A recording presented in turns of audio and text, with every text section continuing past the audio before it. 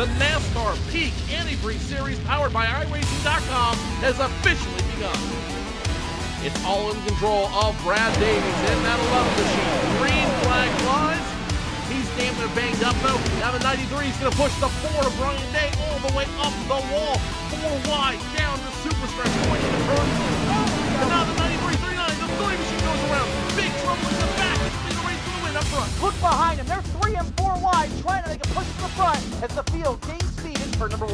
Kenny Humphrey, if he can rip it back to the start-finish line, will win here at Daytona. 7 laps to go. As you love it. Here we go. You love it. The 0-1 gets around. The 5 gets around. Big jump.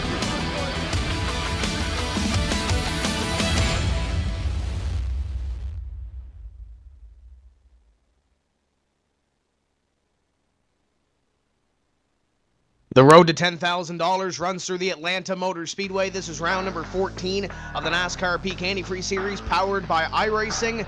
And we have ourselves a championship battle going in to these final 4 races. Tim Terry, Tony Stevens, and Joe Cortez here to call all the action for you. And gentlemen, mathematically, it's more than 4 drivers that are involved in this, Tony, but we talked about it before we came on the air this evening. There are 4 drivers that have shown throughout the first 13 rounds of this series they have what it takes to vie for a championship. Question is, who is going to be solid over each of these next 4 races to take away $10,000, a trip to Homestead, the trip to the banquet, all the other things that go with it. It comes down to these final 4. It does, and you couldn't have a more diverse schedule of races, Tim.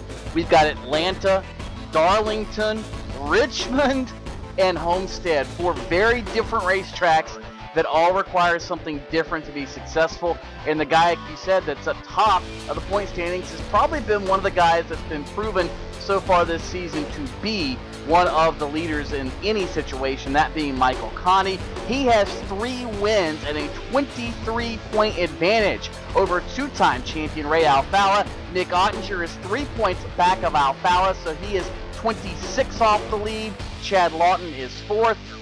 He is 3 points further out, and therefore he is 29 off the lead. Realistically, I think those are the only 4, Tim, that have a shot at getting into a championship battle coming down towards Homestead. And Joe, really, all four of those drivers have won a race this season. They've all finished in the top 5 a good number of times, and pretty much have the best record of anybody within mathematical earshot of the championship run.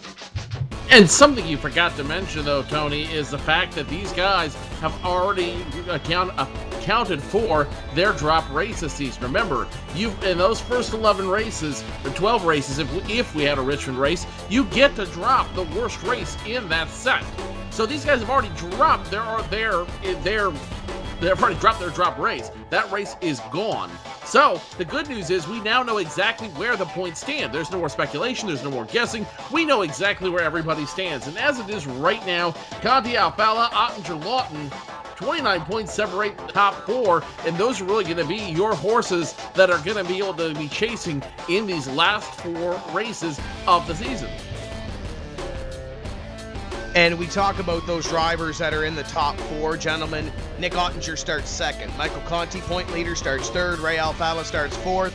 All the way down to position number 29 on the starting grid is Chad Lawton. If Lawton wants to keep himself in this championship battle, he's got a long way to go in 163 laps here this evening. When you look at these standings, yes, we have to keep in mind, we do have a championship battle. Yes, the top positions pay either prize money or iRacing credit for those top positions, but let's look back to 20th as well. You need to lock yourself into this series in order to get into 2015 to try to vie once again for the $10,000 top prize. And there is a very interesting battle back there right now on the bubble. It's Michael J. Johnson in 20th with 276 points. 5 points behind him is PJ Sturgis. And guys, keep in mind, PJ Sturgis finished dead last in the first 2 races of the season. He started out with 2 points in the first 2 races. Trey Eidson is back there. Rob Ackley is outside looking in. And then you have 2 veterans, Tony, in Brad Davies and Brian Schoenberg, looking to get their way back into this series. And they have a little ways to go because they have about 30 points in order to get back there. Yeah, it's going to be a little bit of a climb. Certainly doable. All it takes is a couple of solid runs like say, for instance, Schoenberg had at the beginning of the year, but it's going to take a little bit of luck as well. 4 races, 30 points, still very doable, however, Joe. That's going to make for some very entertaining racing tonight. And as you look at the warm-up guys, Michael Conti on top of the board, Ray Alfalla right behind him. So you know those cars are going to be very, very quick tonight. Should be a very entertaining night for racing. Partially cloudy here in Atlanta, 87 degrees Fahrenheit. The air temperature, winds coming out of the south for about 4 miles per hour, and some relative partial humidity out here for these guys are going to have to go through for the next 163 laps at the big quad oval. And we are going to step away and reset for the grid for this evening's race at the Atlanta Motor Speedway. And we do have a big story with one of our drivers here this evening. We'll get to that as soon as we return. This is the NASCAR Peak Antifreeze Series powered by iRacing.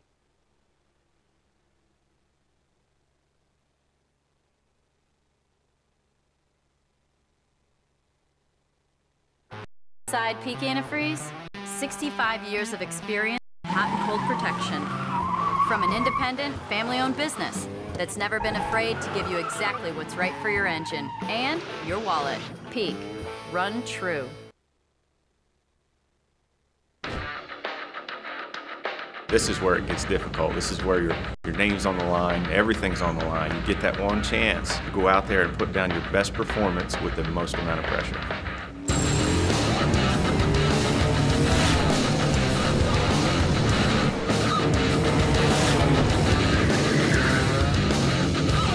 You got to take this race car, this whole new group of people, go to the racetrack, somehow impress them, and oh, by the way, you got to do it now.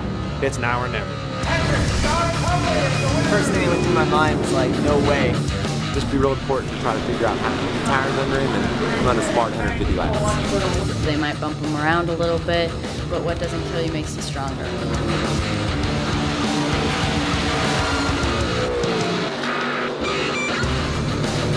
Everybody should enter next year's contest because you never know what could happen, man. You can come out here and run top 5 in your first K&N West race. So I'm so psyched right now. This is incredible.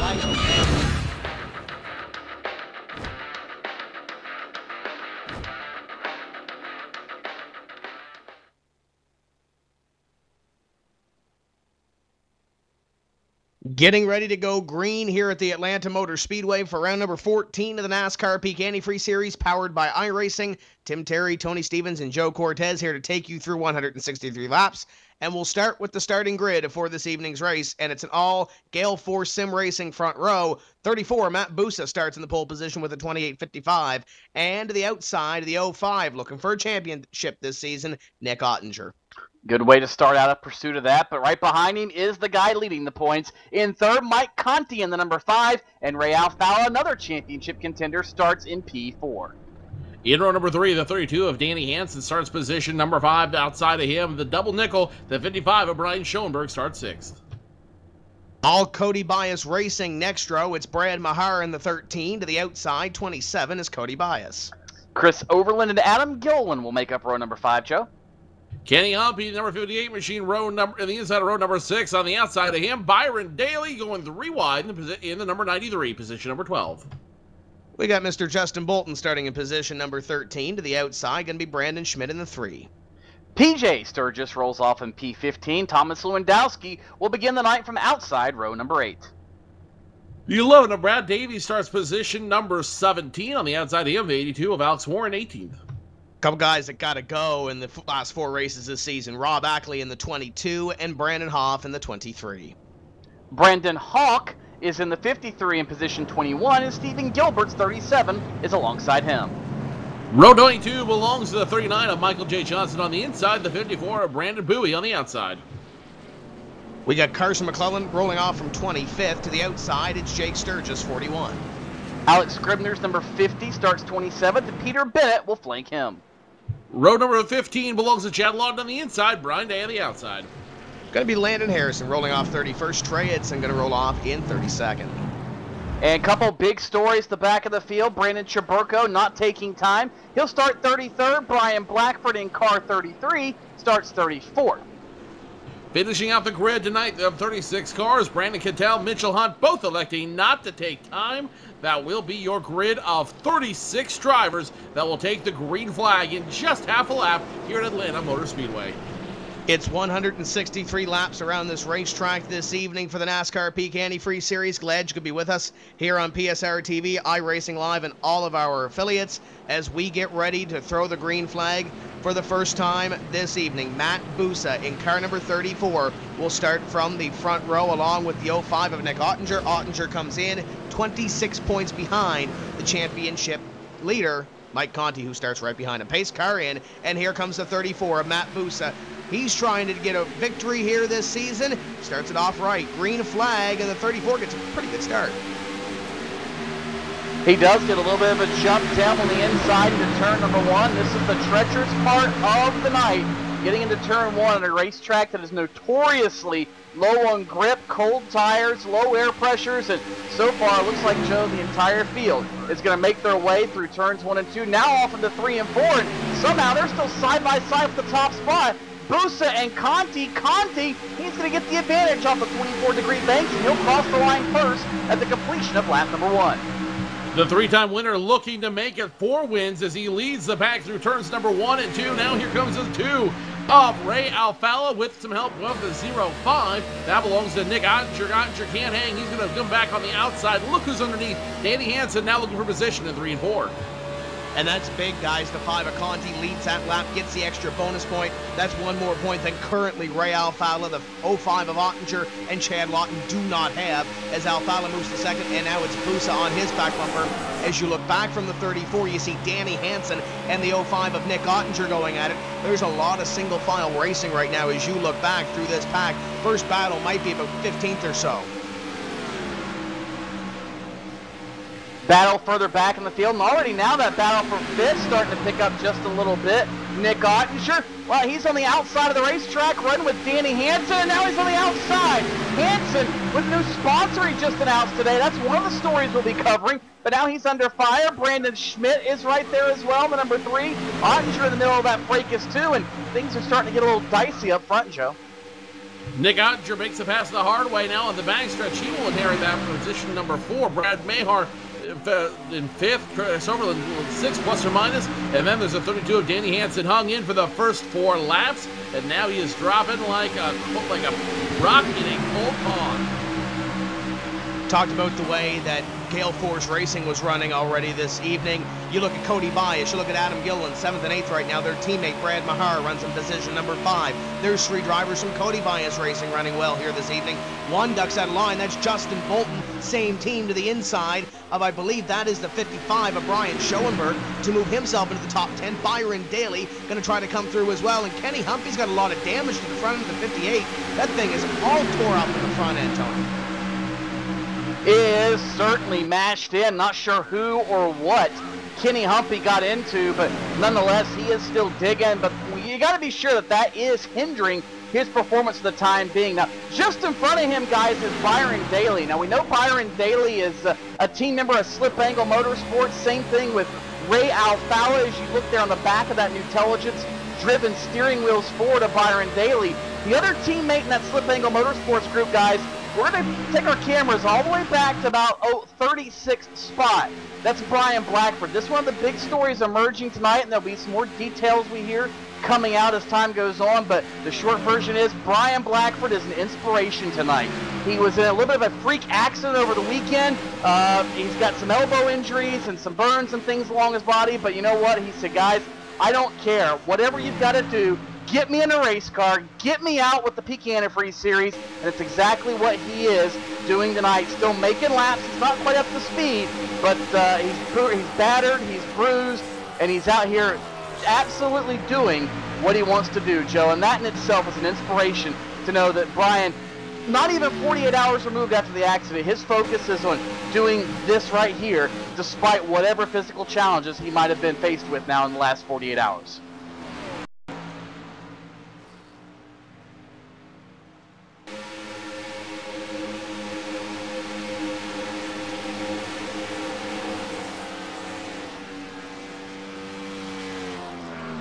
Down the back straightaway we go, and Tony, as you mentioned, racing heals all wounds, or at least attempts to, so it's great to see Brian out here and doing what he loves. Up in front, it's Michael Conti leading. Ray Alfala, his teammate, or Blackford's teammate, runs in second right now. Nick Ottinger in position number 3, Busa 4th, and Chris Overland has just moved to position number 5, and it looks like Brad Mahar has fallen back 2 positions, and he will move back to position number 7 as Cody Bias also makes the move there. So what I'm seeing here, Tony, it looks like the Gale Force Racing guys, they had a good qualifying setup, but maybe they're not showing everything that they have, or maybe they got a long run setup in, because right now they've fallen back 3rd and 4th. They have, Tim, but it's not like they've fallen far off the lead right now. They're in 3rd and 4th spot, and that's not really unheard of by any means. In fact, last time by, Ottinger picked up a little bit on Mike Conti. And one of the keys to Atlanta, as much as this racetrack changes, as much as the tires wear off, and as much as you have to move around, there's a good chance you're not going to be good at the end of the run and good at the beginning of the run, Joe. It is ultimately the true essence of racing, compromise. It is embodied here in Atlanta. You got to pick. Do you want to be good? Oh, problems. Trouble 22 in the grass right now. Got into some trouble. Looks like it's going to be a 3-car incident where Rob Ackley getting the worst of it as he takes the ride through the infield. Starts around the 39, the 55, and the 58 having trouble again with the 55 of Schoenberg. That was the guy who he got caught up with the first time to give him that damage up there. So it looks like we might have a little bit of trouble out there, or a story brewing with the 55 of Schoenberg, who is not happy with his car, it seems. Yeah, we're still under green right now as Schoenberg has a lot of damage to that number 55. He chases down the 54 in front of him, a Brandon Bowie, but you'll see the replay there in the box. There's a lot of damage to the 55. Rob Ackley went through pit road, and the 58 of Kenny Humpy also went to pit road on that exchange. Michael Conti leads by 2 car lengths over Ray Alfala. Nick Ottinger in 3rd, Busa, Overland, top 5, and it's about to change because here comes Cody Bias to the inside. The 27 will take position number 5 as they drag race down into corner number 1 of the 27 of Bias trying to take 5th. Bias starting to rumble just a little bit here as we've got more cars trying to make things, well, manicured in the front straightaway grass. And Bias, very impressive to see him moving forward. Not a surprise, though. Same with Chris Overland as they swap those spots again in turn number 3. And a little bit further up front ahead of this battle, Tim, as we continue to watch cars side by side all throughout the speedway, including Chad Lawton trying to dice his way through the field, trying to dispose, for that matter, of Brandon Hoff and Brandon Chaburko. Nick Ottinger a couple laps ago, Joe, real loose, real sideways off turn 2. Starting to wonder if maybe they didn't go too far in one direction on that Gale Force Racing bunch, or Gale Force Racing bunch, where maybe they need to tighten that thing up just a little bit so it's good all throughout the run on average and not exceptional at the end and, well, just junk at the beginning. Not that he's junk right now. I mean, he is running 3rd. Well, you hit on the nail right on the head earlier there, Tony. This sport, motorsports, is a matter of balance, and it's a matter of compromise. It's not about having the best car at the beginning or the end of the run. It's about having the best car all the way through it. And I think those Gale Force guys need to figure something out there. They need to figure out what they need to do to make those cars strong all race long, not to mention the fact that iRacing has done an incredible job of aging these cars a little bit with the new tire model, with the new physics model, the physics package on these cars. They've done an excellent job of simulating how these cars will fall off throughout the race, which is a challenge these drivers have never had before, up to about, what, 4 or 5 races ago? And you see the drafting model come into play there as you look back to the 13, the 36, and the 32 from the 8 of Adam Gilliland. Those 3 are teammates, the 8, the 13, and the 36. The 32 of Danny Hansen trying to make his way by the 36, or at least try to find a hole to make an opportunity for himself. They chase Chris Overland in position at number 6 as you ride on board with Brad Mahar as the 36 got the wall at a corner number 2, and here comes Danny Hansen to the inside. So Hansen going to try to move up a spot in that Pro Geek Consulting, number 32. And, you know, good news for Danny Hansen today was announced. He, along with Garrett Smithley, going to be running some major, well, let me back up. They have got a new sponsor on board with that group.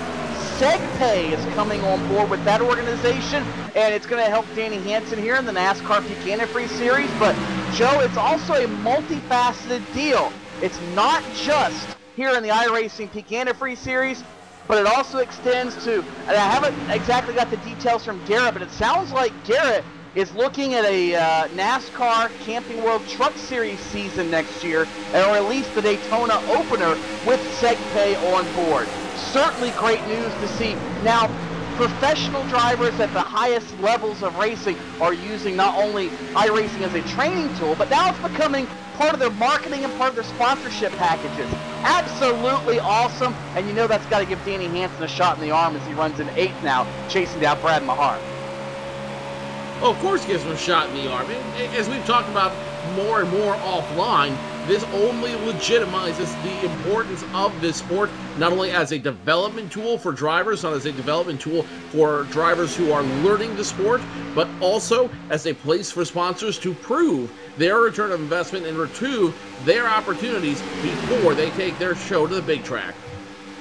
Ottinger falls back 1 to Matt Busa. Busa will pick up position number 3 on that exchange and will try to inch a little bit closer to your top 2. The 8 of Adam Gilliland is falling back as he moves back behind Danny Hansen, and just behind him it's Brad Davies pressuring the 93 of Byron Daly. Finally gets to the inside, and Tony, he was trying to push the 11 the last couple, or the 93 the last couple laps. Davies gets a little bit loose off corner number 2. They'll drag race down the back straightaway, and it looks like Bolton and Lewandowski going to try to go with them as well. Very close battle back here for position number 10.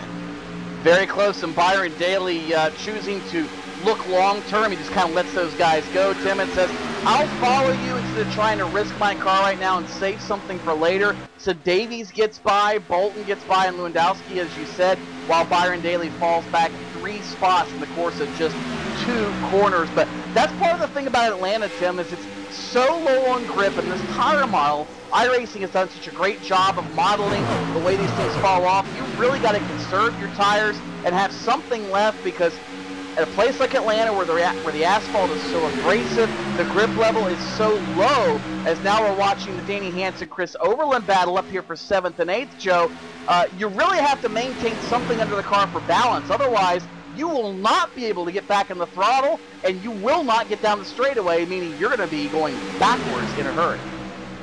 And you can't afford to go backwards at Atlanta Motor Speedway, one of the fastest mile-and-a-half tracks these guys go to every year. It's only a shame that these guys visit this track once, just because the racing here is so much fun to watch. Danny Hansen picks up the position. He will inherit position number 7. Now he's been around the 13 of Brad Mahar, seeing what he can do around him. Meanwhile, Cody Bias at 27, he continues his march up front. He picks up 4th on Nick Ottinger. And I'm looking back here around Brad Davies once again. Chris Overland lost a few spots on that last lap, gentlemen, and cut right in front of the 11 of Brad Davies. And a veteran of this NASCAR Peak Antifreeze Series powered by iRacing. I don't know if Brad's going to have a little bit of patience here, Tony, but I don't think he's going to have enough patience for long, as that number 11 is flat flying. You can look back to the 11 from the 47 of Chris Overland, another one of those drivers that started up front and is falling back a little bit. Actually, he started 9th, and he's currently 9th. But he did get up to the top 5, Tony, at one point in this race, and now he begins to fall back to the 11, the 16, Justin Bolton, Byron Daly, and the rest of this field. Yeah, very impressive with Brad, or very impressed with Brad Davies right now. The march he has made through the field, and we haven't talked a whole lot about Brad Davies the last few weeks, but for a guy that started 17th, already cracking his way into the top 10 right now, we talked about compromise. And Brad apparently has nailed it. He said qualifying's not the big deal. It's important, yes, but I'm focused on race setup, and he is heading to the front. And whoa, now he's heading sideways. Look at him, hang on to it. Turn number 4. Somehow Brad Davies gets a handful of steering wheel. And once again, the bright lights that are the chinks of PSR TV gets on Brad Davies, but still an impressive save as he's able to hang on to that thing, Joe. Was just going to say, he nailed the art of compromise. He's on the outside looking in for a locked-in spot next season. This is what he's got to do to get into the top 20 for 2015. Absolutely. Brad Davies, he's a competitor through and through. He's been doing sim racing as long as sim racing has been a sport. And if there's anybody who knows how to come back from that situation, it's Brad Davies. Meanwhile, back up front, let's run along with the 27 of Cody Bias as he stalks the 34 of Matt Busa on the backstretch. Bias hunting, into turn number 3. Can he do it? No, he's going to ride along the behind of the 34 of Busa for at least one more lap, but Bias is hunting tonight. He's got 1 pole this season. He wants to add to that with a win. And there he goes to the inside. Busa lets him go, and Cody Bias will move in position number 3. And 2 laps ago, he was mirroring the laps that Ray Alfala was putting up. Looks like Ray might be just a touch faster than Michael Conti, or about the same pace. It seems like they trade laps back and forth. But I think Cody Bias may be consistently faster over the run. Keep in mind, he's 2.7 seconds behind Michael Conti and Ray Alfala. That last time by for Conti, 29.84 to Ray Alfala's 29.91. And keep in mind, Bias was trying to pass Busa. It was a 29.90 for the 27 of Cody Bias. So those 3 are pretty much putting up mirror times right now, Tony, albeit 31 laps into the run. We haven't had a caution yet, knock on wood. 163 laps to run. So far, so good for these guys, and I believe we may be starting to see pit stops here soon. Chris Overland putting the hand out. He might be possibly coming down to pit road here. That's a pretty early stop for Chris Overland, no doubt. 32 laps into the run. I mean, obviously, he feels that's what he's got to do, but Joe, I don't exactly think that's scheduled by design. I mean, maybe it is, but that's rather odd for Chris Overland to come down. He's got 130-some laps still to go. That's not even 1 stop. I mean, if it is, it's the very, very outer limits. And being a track where you lose a lap, coming down pit road under green, I don't even think it'd be a force of strategy unless he's trying to force, Joe, everybody else to short pit around him. And I don't exactly see that happening as Overland gets 4 tires and a full tank of virtual Sunoco fuel. He is down and away, but it looks like routine service on the number 47 of Chris Overland. Only thing I can think of, Tony, is he's going to try to play this back. He's going to try And what Joe's trying to say is he might be trying to run this race backwards here, but Conti, Alfala up in front. Tony, as you mentioned, I don't think you can afford to run this race backwards the way it is, because if we do have a caution here, right now as it stands, Overland is 1 lap down. He's not even the first driver 1 lap down. Blackford just went 1 lap down. He would be in the free pass position. Then you got Mitchell Hunt back there that's a lap down. Kenny Humpy is 2 laps down. He pitted earlier because of the damage that he had on the race cars. So I really don't think you can afford to run this race backwards. We left Watkins Glen 2 weeks ago. Yeah, exactly. I mean, you could run this race backwards, but it is such a huge gamble, especially at this point, Joe or Tim. You're expecting this race to go caution-free, and Joe, after as much as we've seen these guys slipping and sliding and all over the racetrack, watch out, hello, just like that, betting on this race to go caution-free is about a 250-to-1 bet, I think. So what you're suggesting is I shouldn't put my bet in Vegas anytime soon. Yeah, unless you're waiting to cash in. Yeah, you never know. This could be the race. Unlikely as it is, this could be the race. 36 laps in, we still have over 130 to go, but these guys are running incredibly well right now. Conti doing incredibly well, getting almost well over a second on Ray Alfala. Cody Bias in the mix. Busa, all these guys all running incredibly clean right now, and these guys are looks like they're having a lot of fun running this new tire model, this new physics package at Atlanta.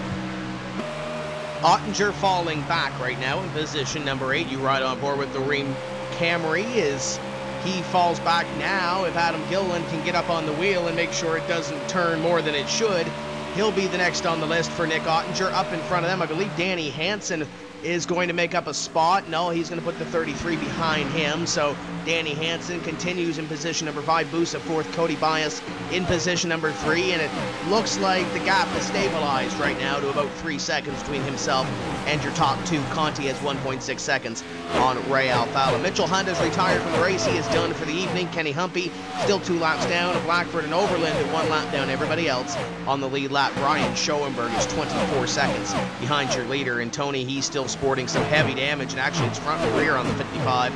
That's doesn't look like a pretty 55 car.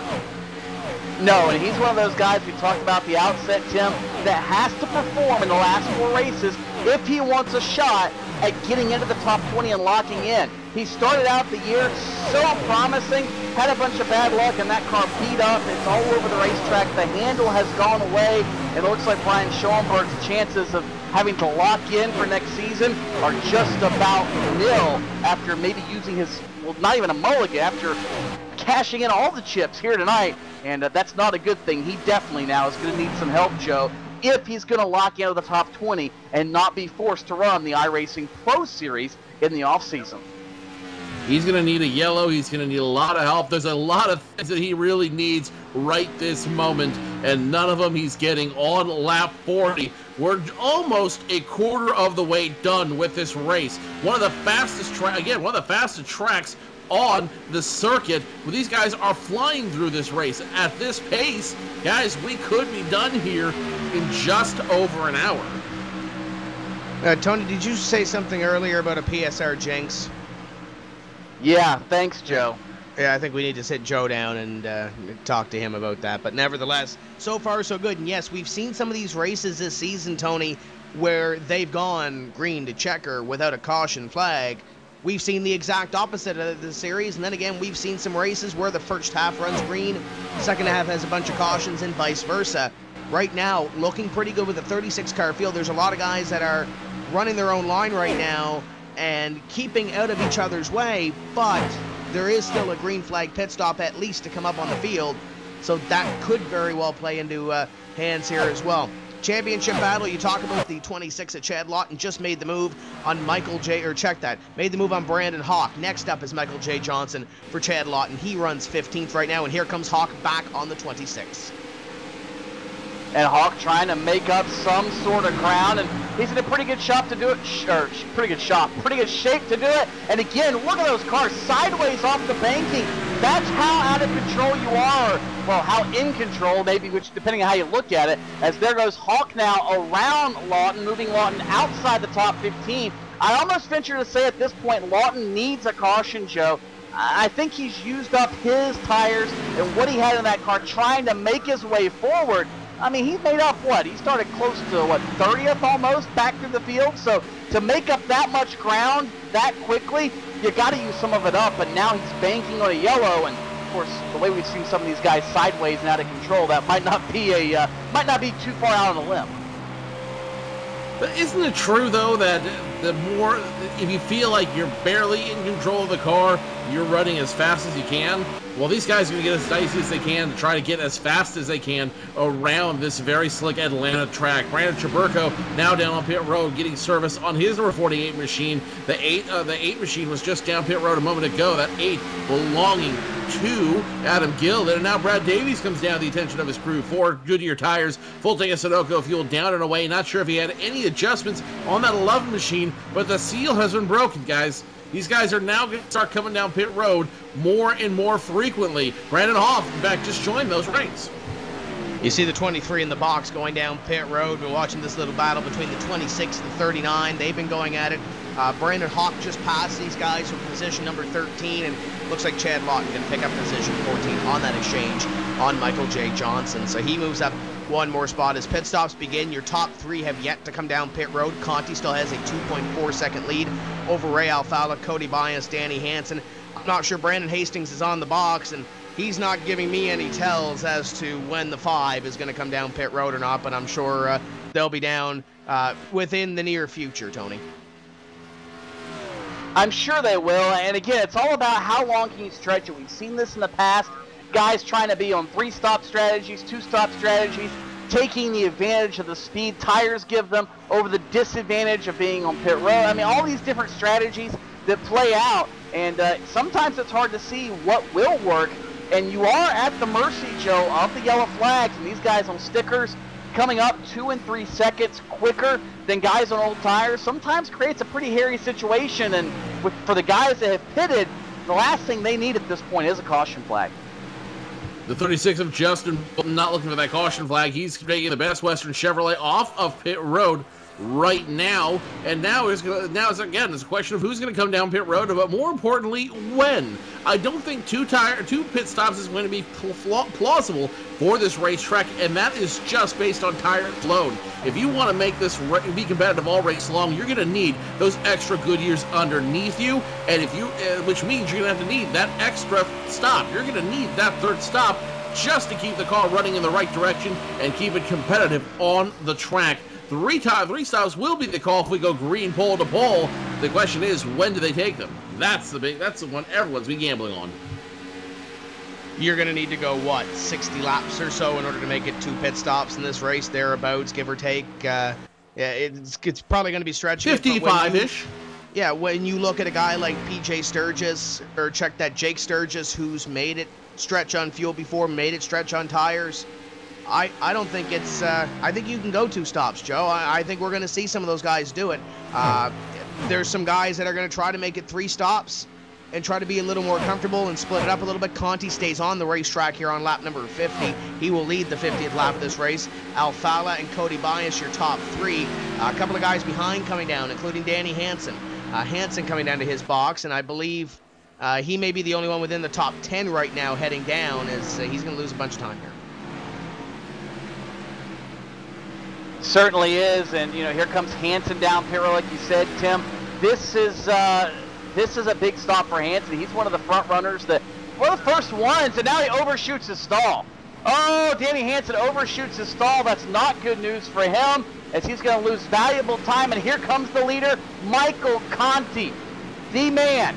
And on top of the field, the Simpedal Chevrolet down at 45 miles per hour, looking so carefully for that pit stall all the way down towards turn number 1. Here he is. He'll come to a stop on the marks. Crew goes around to the right-hand side. Jack is up in the air. Air guns go off, and it's going to be 2 brand new Goodyear Virtual Eagles on the right side as Nick Ottinger pulls in as well. Left side, similar service, a full tank of Sunoco Virtual Racing gasoline. Michael Conti is down and away, and it looks like he'll probably cycle around to about the same spot. Meanwhile, the Simpedal's forward of Ray Alfala comes to the attention of his crew this time by. He stayed out that last lap to pick up the extra bonus point for leading a lap. With that being said, crew. So Lewandowski will lead here as Alfala goes down into pit road, gets 2 tires on the number 2 to the other side. He will get the 4 tires. Lewandowski stays out on the racetrack that time, Tony, and will lead 1 more lap. And that's the important thing about Alfala staying out that extra lap than Conti did. 1 extra bonus point. Conti has it, Alfala has it. Now, Ottinger, Lawton, they're going to have to try to get that extra bonus point if they want to keep up. Doesn't sound like much, Tim, but Ray Alfala knows the value of just 1 or 2 points. And by the time we get to Homestead with this 4-race mini chase type scenario we've got, it could be huge. We talked about how 2nd through 4th are separated by only 6 points. As you see Jake Sturgis on the screen, he's probably going to cycle around to the lead. Never mind. Here he comes down pit road as Matt Busa and Thomas Lewandowski come down. That's going to give the lead, looks like, up be Byron Daly. Alex Scribner comes in. Well, we'll see who does cycle around to the lead here, Joe. Hope to see who exactly cycles through as Matt Busa. Byron Daly now rejoined the racing service. Currently being scored as your leader was the 16 Tom Lewandowski. He is now off pit road as he came down to the attention of his crew for 2 tires, full tank of fuel. According to logic, should be Chris Overland, who was the driver to come down pit road as your leader, followed by Adam Gill and Michael Conti, Justin Bolton, Ray Alfala, your top 5-ish. But we'll have to see exactly how that all cycles through. It appears, all indicators though, Chris Overland, your new leader. So Overland is going to come by this time and get that bonus point and will register as the leader at the stripe. So Adam Gilliland will now run in position number 2, and keep in mind Gilliland is trying to get into the top 10 in the standings. Currently sits 8 points behind Danny Hansen and Kenny Humpy. So if Adam can stretch it 1 more lap, it'd be beneficial to him as well, and it's a little more prize money at the end of the season when we're talking about the top 10 in points, Tony, is the 8 car of Adam Gilliland will see Chris Overland stay out on the racetrack, and as will he in the Gary Mercer Trucking number 8. Yeah, and I'm curious how this is going to work out. Obviously, Overland pitted early. We talked about that, and he does cycle around to be the leader. However, the gap he had on Conti was only about 3 seconds, and you can multiply that over 2 or 3 stops. It's at most half a lap. I do not see this strategy playing out for Chris Overland the way that maybe he expected it to, unless, of course, the cautions fall his way. At this point, if they did, he'd still be in good shape. He'd be in the catbird seat, but that's a big gamble this early in the race. as they all are being chased down now by Mike Conti, and that gap, Joe, continues to shrink as Conti circulates here at Atlanta.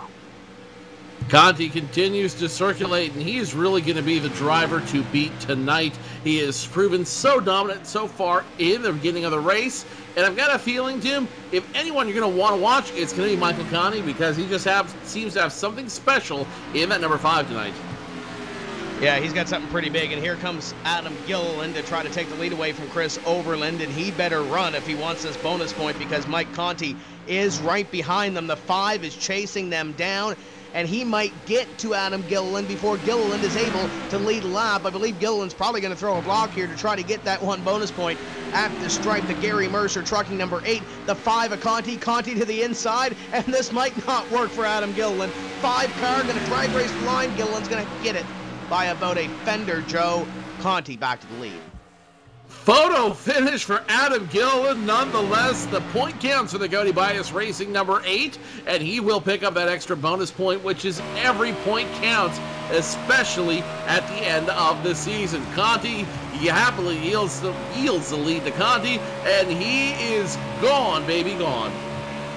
And Tony, you have to believe, I didn't see the pit strategy for Adam Gilliland, but if he's up here with Overland, and I know Overland did short pit, have to believe that Gilliland already came down pit road to get service to his race car, but it works out for him, gets the 1 bonus point, and now he sits in position number 2. Yeah, if they get a caution, he and Chris Overland are looking pretty good right now, but so far, through 1 green flag cycle of pit stops, 61 laps completed this time by, doesn't look like we're going to see one. It doesn't. Gilliland did come in, Tim, came in on lap number 42. That puts him 121 laps to make it on 2 stops. That's about 60 laps per stint. On the outer limit, but I think it might be doable. Again, catching a caution flag is going to be key to how everything works out. And right now, Adam Gilliland would love nothing more than to see a caution flag. Same with Chris Overland, as that would put them way up in the running order, and that would be something that I'm sure they didn't plan on, but would welcome with open arms. Alfala back and forth, Bias back in 5th. This field's starting to get very, very strung out at the moment, guys, and this is starting to get, assuming everybody can keep the race cars under control, it's starting to get that green flag look to it. Tony, you're missing the point here, though. You're missing the point. Yes, he can make it on 2 stops. Nobody is arguing the physicality of it. What I'm arguing is the logic of it. Those tires underneath you, they are going to be shredded. They're going to be gone. There's not even going to be enough rubber on the end of them to put on the tip of a number 2 pencil. You don't want to run this race on 2 stops. I guarantee it. I will put money on it right now. 3 stops is going to be the call. I think I'll disagree with you, Joe, and Tim, you can chime in however, but I think the time given up, we saw already, after everything cycles through, the time given up from, say, Michael Conti to Chris Overland, Adam Gilliland, it's 3-4 seconds once it cycles through. And they were already 8 or 10 seconds back behind Conti. I don't see it working. In theory, it could. If you had 2 identical cars, it might work, but right now, I think it's all going to be a 2-stop strategy that wins this race. Yeah, I agree with Tony. I think it is going to be a 2-stop strategy. I don't think 3 stops is going to win this unless we have a caution that, you can add in a 3rd stop on that thing, but I don't think it's going to be a 3-stop race. Adam Gill and Chris Overland trying it right now, and they're running 2nd and 3rd, but it'll cycle through at the end of it. Ray Alfala is closing in on Chris Overland, and probably within the next couple laps or so, Chris Overland will stand to lose position number 3, as the 2 is there on the 47. 47 wiggling. The 2 is probably going to try to dive in here within, if not this corner here, probably the next one. Tony and Alfala will go to 3rd, and he nearly gets into the 47 of Overland. In the middle of 3 and 4, 2 to the inside. Whoa! Heads up in front of him, just about bought the farm. That was a red and black car. I didn't see exactly who it was, but it looks like it might have been Brandon Cattell having issues coming off turn number 4. And wow, that shows you just how on the edge of control you are here, as now Alfala is starting to move his way forward. You'll see the replay of that in the box momentarily. Had a great point I was getting ready to make, guys, but I completely forgot about. Oh, there's what it was. You talked about Tim being committed and Joe being committed to a strategy. I think here's the difference. Right now, they haven't committed to that strategy yet because they can still change it. They're involved in that strategy. And how do you tell the difference? I've always wanted to use this in a broadcast, but Junior Johnson, NASCAR Hall of Famer, everybody knows who he is. Here's how you tell the difference between involved and committed. Involved, look at your breakfast table. The chicken is involved. The pig is committed. I don't quite think those guys are committed just yet. They've got a little leeway to get out of this situation for the time being. Well, technically, the chicken that was supposed to be in that egg's committed as well. I mean, don't overlook that. Well, you're getting on a technicality there, Captain. All I'm doing is pointing out a fallacy in your logic, which is why the 2 stops won't work. Logic. Are we placing money on this? Because I'm about ready to say $20, 2 stops wins the race. Is that legal? I already owe you 40. Oh, well, there you go. I'm still trying to figure out when we're getting bacon and eggs. Bacon and eggs sound real good. We're going to Tim King. We're going to Burger Hortons or Tim King. That's where we're headed. Oh, okay. We'll figure something out in the next couple of months. Nevertheless, Michael Conti can probably have whatever he wants right now. He can probably come down and get a Whopper or 2 because he is leading this race by 5 seconds over Adam Gilliland. Ray Alfalla 6 seconds back. Cody Bias is in 4th, has moved to position number 4. Overland in position number 5. Bolton, Hansen, Mahar, Ottinger, who just moved to 8th over the 13, and Lewandowski completes your top 10. And guys, I still think Cody Bias, albeit the strategy not working out for him right now, he might have something here when we go down the stretch run, because he is catching the 8 and the 2 at this point, as the 8 and the 2 just swap the position. Alfalla to 2nd as he navigates some lap traffic. I believe that's the 50 up there they're trying to put in the rear wheel. And Tim, he might be catching him, but look, he's basically a quarter of a lap behind. 7.5 seconds behind is Cody Bias. I do not see him making up that kind of time and passing those guys in the course of 55 lap runs. It's not going to happen. I mean, we're almost already to halfway. So Cody Bias needs a caution if he's going to be good enough, and he's got to pull a rabbit out of the hat. I mean, yeah, Ray Alfalla might be right in front of him, but he's not going to catch Michael Conti. But also consider this. Right now, if the race were to end right now, you would have significant points implications on that. Conti, Alfalla, 1st and 2nd. They would increase their lead over the rest of the field significantly. Nick Ottinger, who is in 3rd, coming into this race 3 points behind Alfalla. He's all the way back in position number 8. Chad Lawton, who came in 6 points behind Alfalla, he's all the way back in 15th. You would see the divide in the community if the race ends the way it does. In order to create a little bit of balance here and to still have a points race that's 3 races, something's going to have to give. 27 moves around the 8 of Adam Gilliland to put himself in position number 3. Bias comes in 15th place in the point standings. There's another point implication, if you want to call it, Joe, where he's trying to move up and get himself a little bit of compensation, per se, out of this season and try to get a little bit of prize money out of this 2014 NASCAR Peak Antifreeze Series powered by iRacing. Conti continues to lead by 6.2 seconds. Bias now in 3rd. He chases Ray Alfalla. Alfalla only about a half second or so in change in front of the number 27. Gilliland and Danny Hansen complete your top 10. Through all the strategy and everything that we've had with pit stops, there are 23 drivers in the lead lap right now. There's about a dozen or so, Tony, that are a lap down. Blackford 3 back, Humpy 3 back, Cattell and Hunt retired for the evening. We have 34 drivers on the racetrack right now. You talk about Blackford back there, Tim. Still to go off on a little bit of a caveat. Just amazing. And I know Slip Angle Motorsports and Brian are going to have a full recap of everything coming out in the next 24, 48 hours. But when you read the story, when you know everything that happened, Brian Blackford running around here in the situation he's in is just awe-inspiring.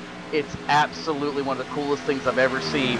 And that man is a trooper. I'll just put it to you that way.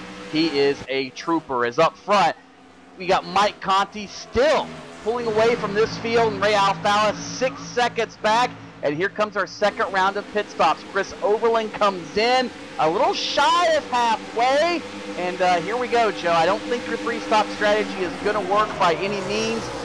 we'll find out once it all cycles around, barring, of course, caution flags and things that can be thrown in the mix of it. But I think Mike Conti is going to be the man. And very simply put, the easiest way to win a points championship, guys, win races, and the points take care of themselves.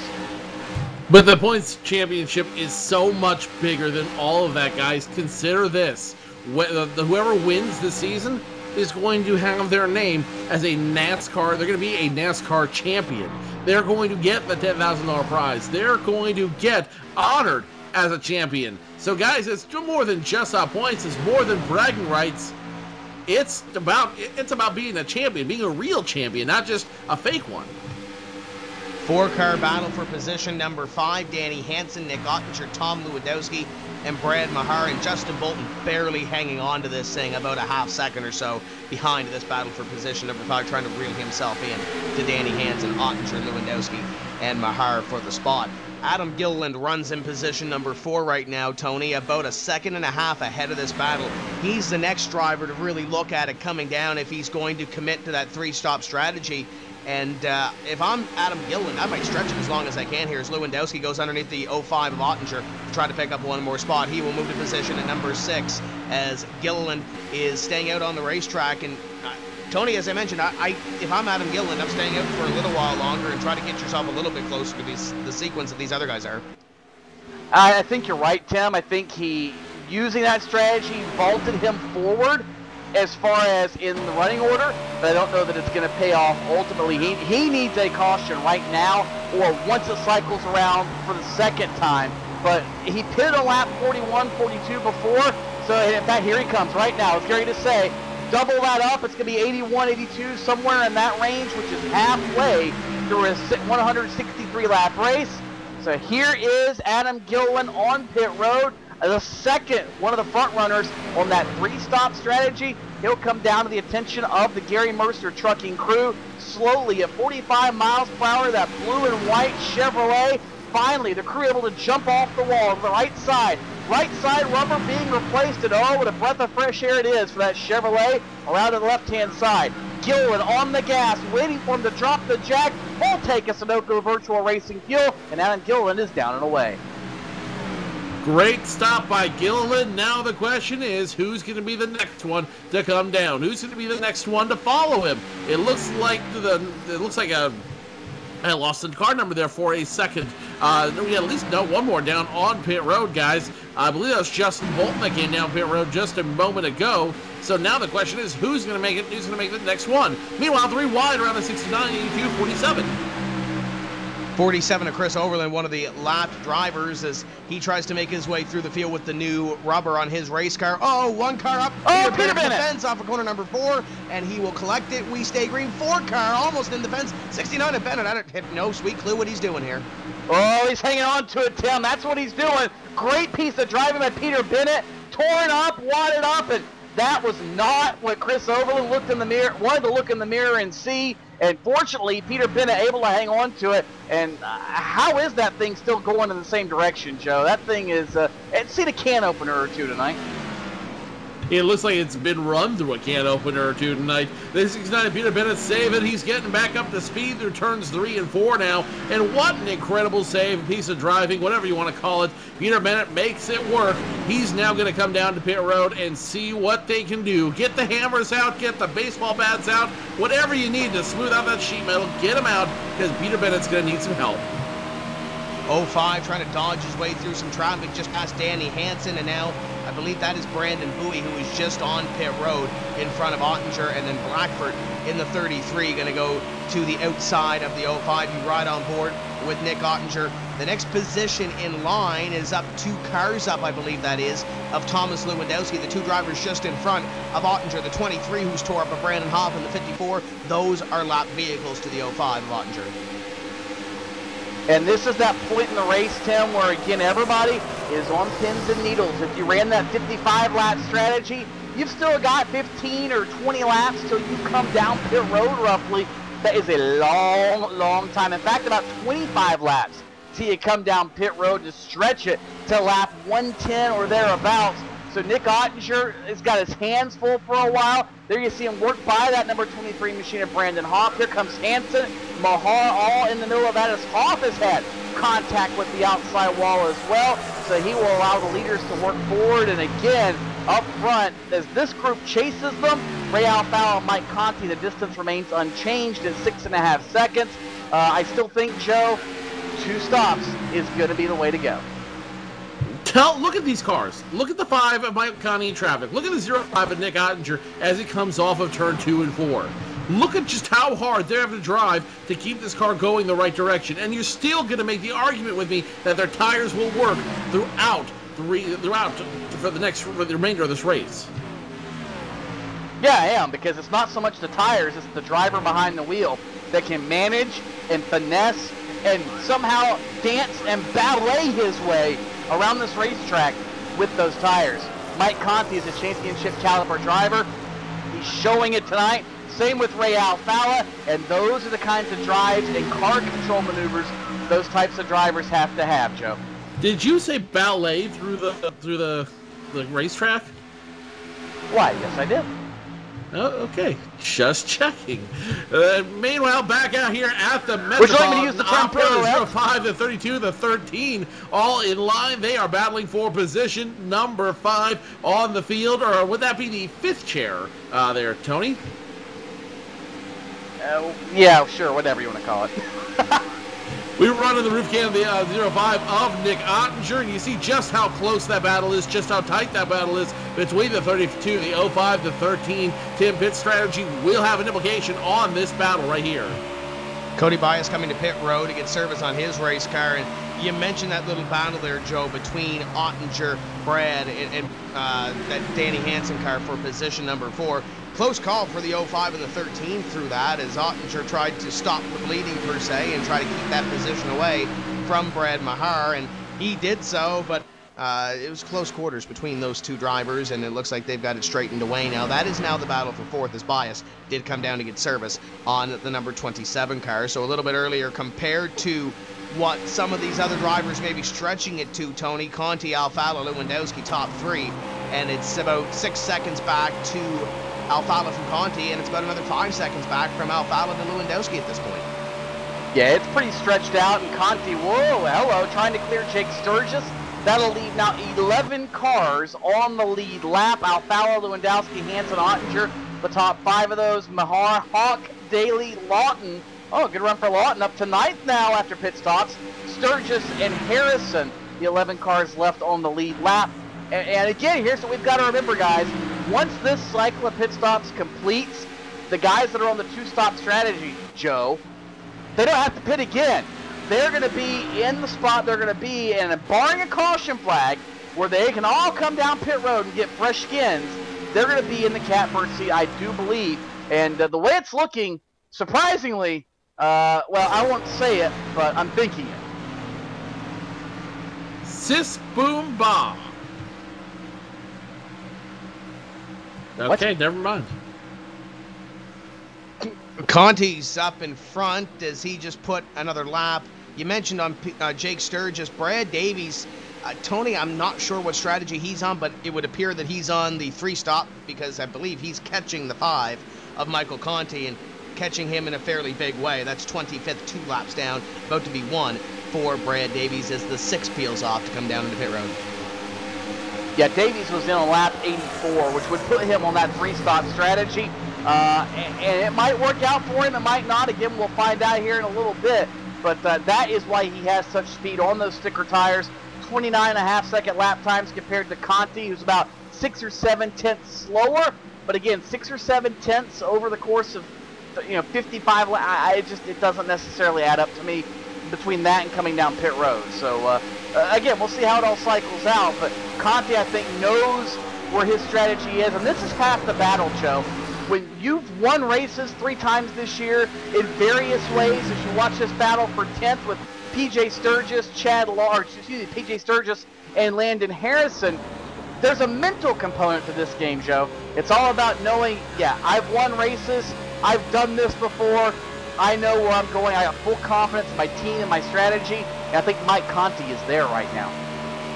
Well, we call this playing chess at 200 miles per hour for a good reason. As Alfala now comes down the attention of his crew, it should be, and maybe his last stop, I'll put it that way. 4 brand new Goodyear Eagle tires, full tank of fuel. He is down and away, and Alfala is going to try to make it on 2 stops, it appears. Alfala will come in before Michael Conti, which is not what happened last time around. Last time we waited for Conti to come down, then he took his stop. So now all eyes are going to be on 5 of Michael Conti, who appears to be down on pit road now. Yeah, Conti down on pit road for service on his race car, so it might not have been early compared to Ray Alfala. Lewandowski in the 16, going to stay out on the racetrack. I don't think he led that lap. He's going to come by probably next time and possibly lead a lap. But the 5 of Conti down on pit road, and this stint is less than 50 laps, Tony, so we'll see how this shakes out at the end of it. These guys are going to have to go about 65 laps to the end to get this thing signed, sealed, and delivered. That is a stretch, and I'm very surprised to see them do that. As Conti leaves his pit box, guys, 65 laps. That's in fact, almost, we're about at 100 miles here in Atlanta. We haven't seen that since the days of the 22-gallon fuel cell. There's either going to be some major fuel saving going on, or something just happened to these guys' strategies that they've had to call an audible. Now does my 3-stop strategy sound weird? Well, yeah, when everybody else makes 3 stops, of course the 3-stop strategy is going to win. But 2 stops versus 3 stops, 2 stops wins every time right now, in my opinion. That is right this moment, but it's not entirely unfeasible still to have a 3rd stop in this race. Tom Lewandowski currently being scored as your winner, as your leader in the number 16 machine. Mandy Hansen behind him, Mahar Ottinger, Byron Daly, your top 5. As in front of Lewandowski is the 5 of Michael Conti. Somehow he remains on the lead lap. He just passed Lewandowski, actually, Joe, as he came back off pit road. So that'll put him back on the lead lap in position number 14 as a couple of other drivers do decide to come down pit road, including Chad Lawton. So Lawton will pull away from his box, and it will resume competition. Lewandowski, Danny Hansen, Brad Mahar, your top 3. I just asked crew chief Jordan Hightower, who's working with the 2 of Ray Alfala and working with the 89 of Landon Harris, and I said, can you go a 65-lap stint? He said, unless there's some extra switch that these guys have that have an extra fuel tank, it's not going to happen. So these guys are probably going to have to come down, not for a full stop, but likely for a splash and go at this point. Unless you're a Lewandowski or a Danny Hansen or somebody else like that that's stretching it this far, Tony, this might be that 2-stop winning strategy we were talking about.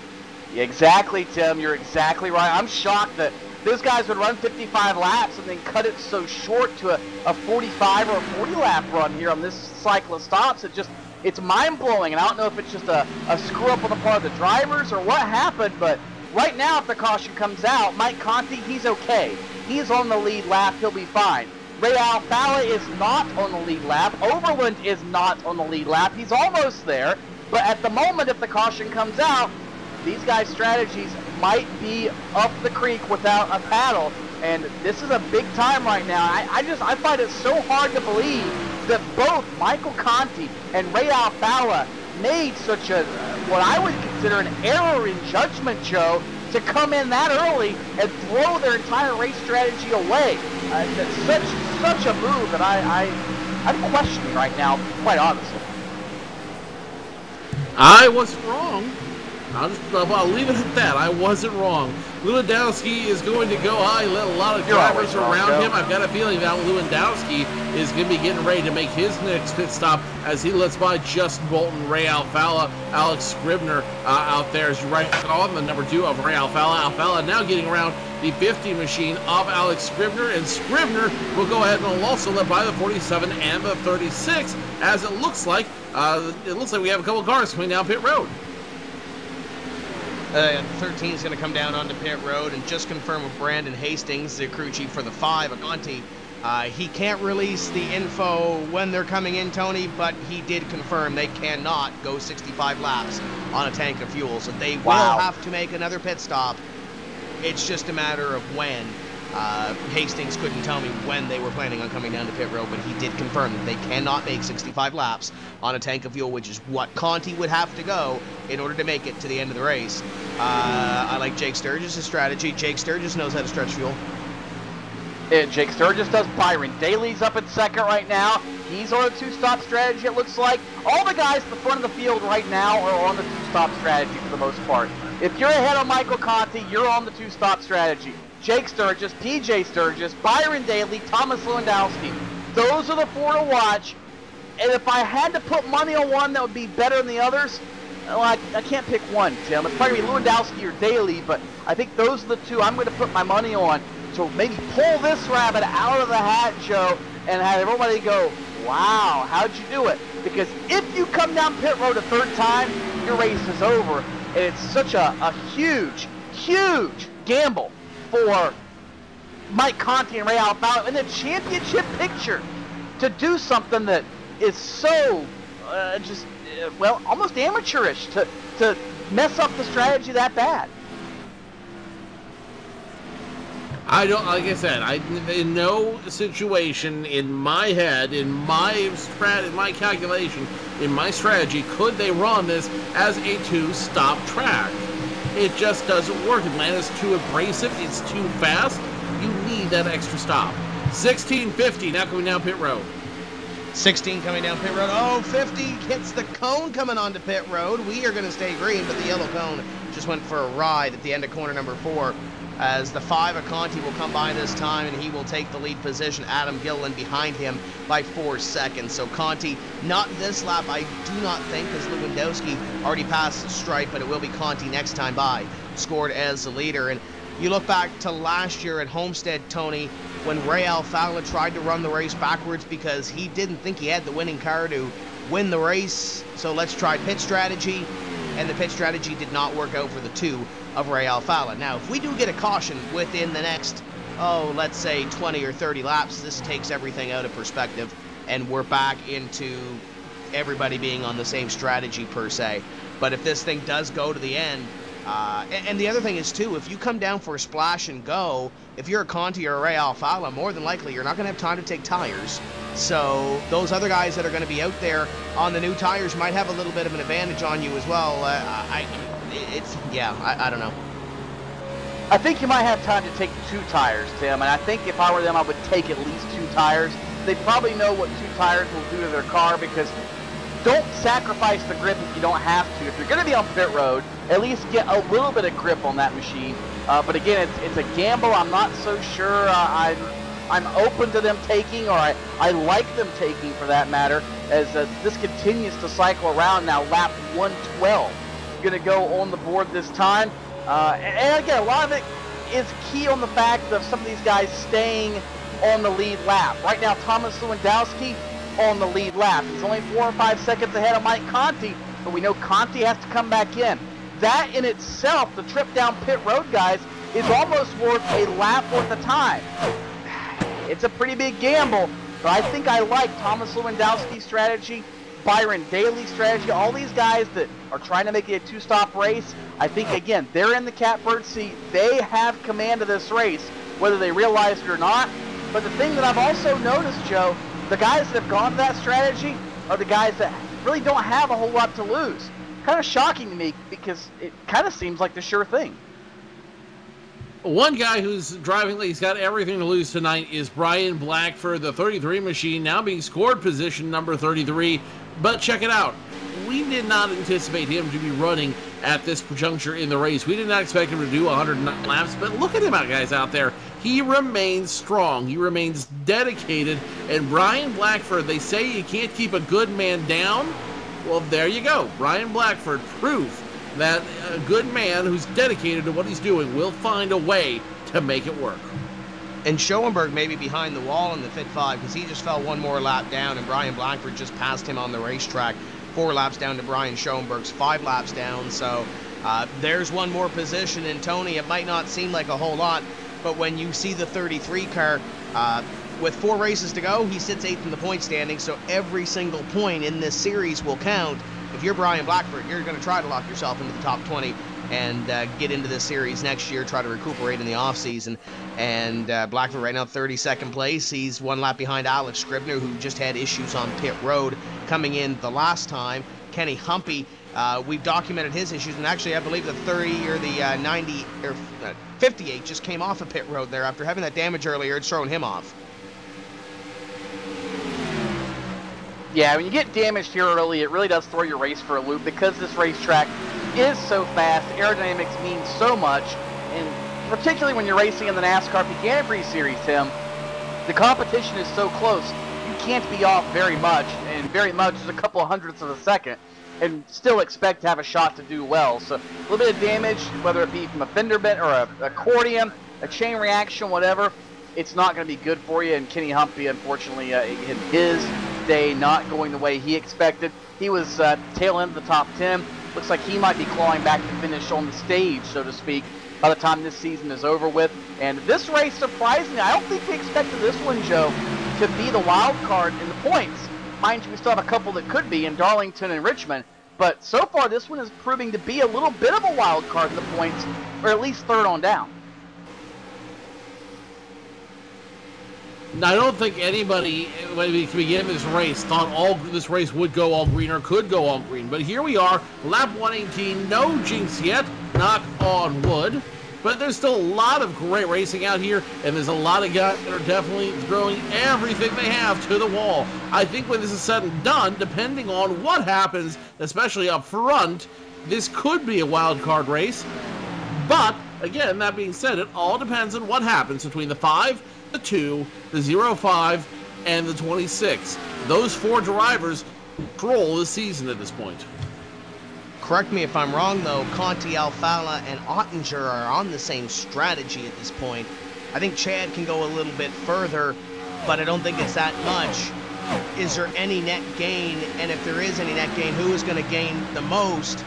It might be a Chad Lawton deal if he can stay out a little bit longer than those other guys, and it might play into his favor a little bit, because right now, Conti, I don't know the exact numbers, Tony, but I'm pretty sure he's probably locked up the most laps led award as well this evening to take an extra point. And now Ray Alfala in second, that's one more point he can't get, so he's got to try to finish in front of Conti. Conti is going to gain again, and if you are in this championship hunt, you don't want to see Michael Conti gain any more than he already has. With 3 races left to go, you'd have to gain an average of 10 points a race. Yes, it can be done, but the way Conti's been running, it'd be pretty hard. You need some tough luck in that 5-car. You really do. Like we said earlier, Tim, the best way to win championships is to win races and let the points take care of themselves, and that's exactly what Mike Conti is doing. We haven't seen this kind of domination from one driver as far as the win column is concerned in a long time. I mean, he's got 3 wins. Nick Ottinger only surprisingly has 1 this season after he saw 5 wins last year and still did not have a shot at the championship. So Mike Conti doing everything right. He's getting the good luck when he needs it. If he can't win races, he's finishing well, and that's the recipe for a championship, simply put. And when you're Nick Ottinger and Ray Alfala trying to chase the guy down, well, it's kind of hard to win a championship when you run behind the guy every week, Joe. You know, it still just genuinely entertains me to no end. Michael Conti, at the very beginning of this season, was only planning on making this a part-time season. He said, when it stopped being fun, I'm going to stop racing. Well, I don't think it's stopped being fun yet. Let's put it that way. Chris Oberlin just came down to make his final pit stop of the event. He has now scored his 2 laps down in position number 25. And yeah, you hit the nail on the head. I don't think Conti's done having fun, and especially if he continues the way he is next 3 races, he's going to have a lot more fun over the off-season, as we got 1 more coming down onto pit road. Your top 5 before these guys really start peeling off. It's Conti, Alfala, Bias, Justin Bolton scored in position number 4, and Nick Ottinger in 5th. And Tony, we have 11 cars in the lead lap right now, and it's about to be 10, because here comes Busa. Yeah, Busa, and to the attention of his crew, the pole sitter tonight, and he'll... Again, that's a car you cannot miss. Let's just put it to you that way. As they go up on the right side, 2 tires at minimum, and it will be a complete 4-tire stop on his Toyota Camry. So Matt Busa, service now complete on the 3-stop strategy. Let's see where he cycles out. This is going to be key, very indicative, Joe, I think, of how these strategies are going to play out for Busa and everybody else who will be left on the racetrack. So the Zebra comes out on track. Meanwhile, back on track, the 32 and 05 battling for position. That is going to be position number 4. Danny Hansen right now has the advantage over Ottinger. The 32 starting to put some distance on the Ring Toyota. Danny Hansen's for him position number 3. Ottinger 4th. And now Brandon Hawk, all he can do is look in front of him and hope that he can get a whiff of their draft. Schmidt in that mix as well, but he is a lap down. He's going to score position number 19, but that extra draft could at least help Ottinger get back to Danny Hansen and try to challenge for position number 3. Yeah, he's got to get up there and get up there in a hurry. It's 18 seconds between themselves and the leader, but when you look back, Brandon Hawk, Cody Bias just came off pit road. Bias was ahead of them at one point. They're going to have to get going in order to keep up with the strategy. Bias comes off pit road after his final stop of the event, and there's one of those drivers, Tony, along with Conti and Alfala, that showed speed throughout this race. Keep a half eye on that 27, see where he finishes. He came in 3rd. I don't know if he's going to finish the race in 3rd, but we'll see very, very shortly. Yeah, we will. He's lost about 2 3/4 laps to Michael Conti, roughly. Well, then again, he was further back than that when he came down pit road. But you're going to lose at least a lap, if not a lap and a half, coming down pit road from wherever you're at. And again, that's why I'm wondering if the strategy is really going to work out. Now, if the caution flew again, that throws everything out the window. But 34 laps to go this time. We're clicking them off in a hurry, and that lady's starting to warm up over on the back straightaway, Joe. Michael Conti continuing to run. 7 seconds between him and Ray Alfala. 18 seconds between Conti and Danny Hansen. Now the leader's starting to catch up on some big traffic in front of him. Justin Bolton getting around him to try to get one of his 2 laps back the hard way. In front of him, Rob Ackley, Ryan Blackford, Brad Mahar, Brandon Chaburko. They're all looking for position. The 5 machine though of Conti, he's not letting it bother him. You know why? He's going to come in behind all this traffic. 5 car on the inside. He stays out on the racetrack. Rob Ackley just in front of him. Then Justin Bolton, who's pulling away from them right now. I don't think he's going to have to contend with Bolton, but the 13 and the Brandon Chaburko machines a little bit slower than Michael Conti. Conti to the outside of Brad Mahar to put him 1 lap down. That is your 7th place car if he can clear him down the back straightaway. 3 cars in front of him. As I said, Tony, I don't think he's going to have to contend with Justin Bolton. Bolton just unlapped himself. He is now 1 lap down, or unlapped himself from 2 laps behind the pace. He's 1 lap down now, scored in position number 21, as the 5 of Michael Conti continues to lead this thing. He completes 1:31 on the racetrack. You know, I thought maybe Mike Conti, and maybe he still is, trying to save a little bit of fuel, just kind of right around behind these guys. But the gap between himself and Ray Alfala has not changed. But Conti has not been getting very aggressive to get by, say, the number 22 of Rob Ackley that's immediately in front of him, or even the number 48 car that's also immediately in front of him, and that's Brandon Chaburko.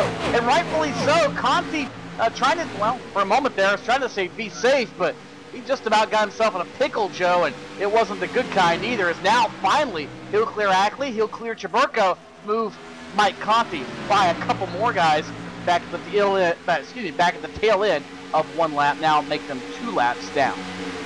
Well, you mentioned a moment ago, he didn't need to be aggressive to pass him. You know why? Because he's in the lead. You don't want to do anything to jeopardize that lead, and unfortunately, making a pass, making a wrong move, especially on older tires, all it takes is one little ding. All it takes is one little ding, a little contact, and next thing you know, you have bought the potentially send you out of the race. Michael Conti slowing down a little bit here, maybe conserving. Thomas Lewandowski, who sits in position number 6 right now, Tony, a little bit quicker than Mike Conti. We know Lewandowski is on that 2-stop strategy. He's not coming back onto pit road. He's 23 seconds behind Michael Conti. Talked about those other guys in the same strategy. You mentioned the 93 of Byron Daly. He's about a half lap behind Thomas Lewandowski, so he's going to have to get up on his horse and start chugging back some intelligence, because he's got a long way to go to catch Thomas Lewandowski. Yeah, he really does. But again, he could be in prime position for a good run if things cycle out well. And that's something everybody on that Slip Angle Motorsports team needs, between Byron Daly, Ray Alfala. Obviously, we talked about Brian Blackford and the situation he is in. But, you know, those guys, both Daly and Alfala, race with a little bit extra on their mind. Ray, in particular, because I know he and Brian pretty close friends. And so there's a little extra on the line here for those guys emotionally. And it wouldn't surprise me to see maybe somebody try a little something in that Slip Angle Motorsports group as you watch Danny Hansen now get bypassed from Cody Bias and Adam Gilliland. That's not for position on Hansen. However, Joe, it is for position between the two of them. That's the battle for 12th down the back straightaway. The battle for 12th, that will go to Cody Bias. Bias gets around his teammate, and now we've got more drivers coming down pit road. 2-car onto pit road, and he will get service on his race car for his final stop.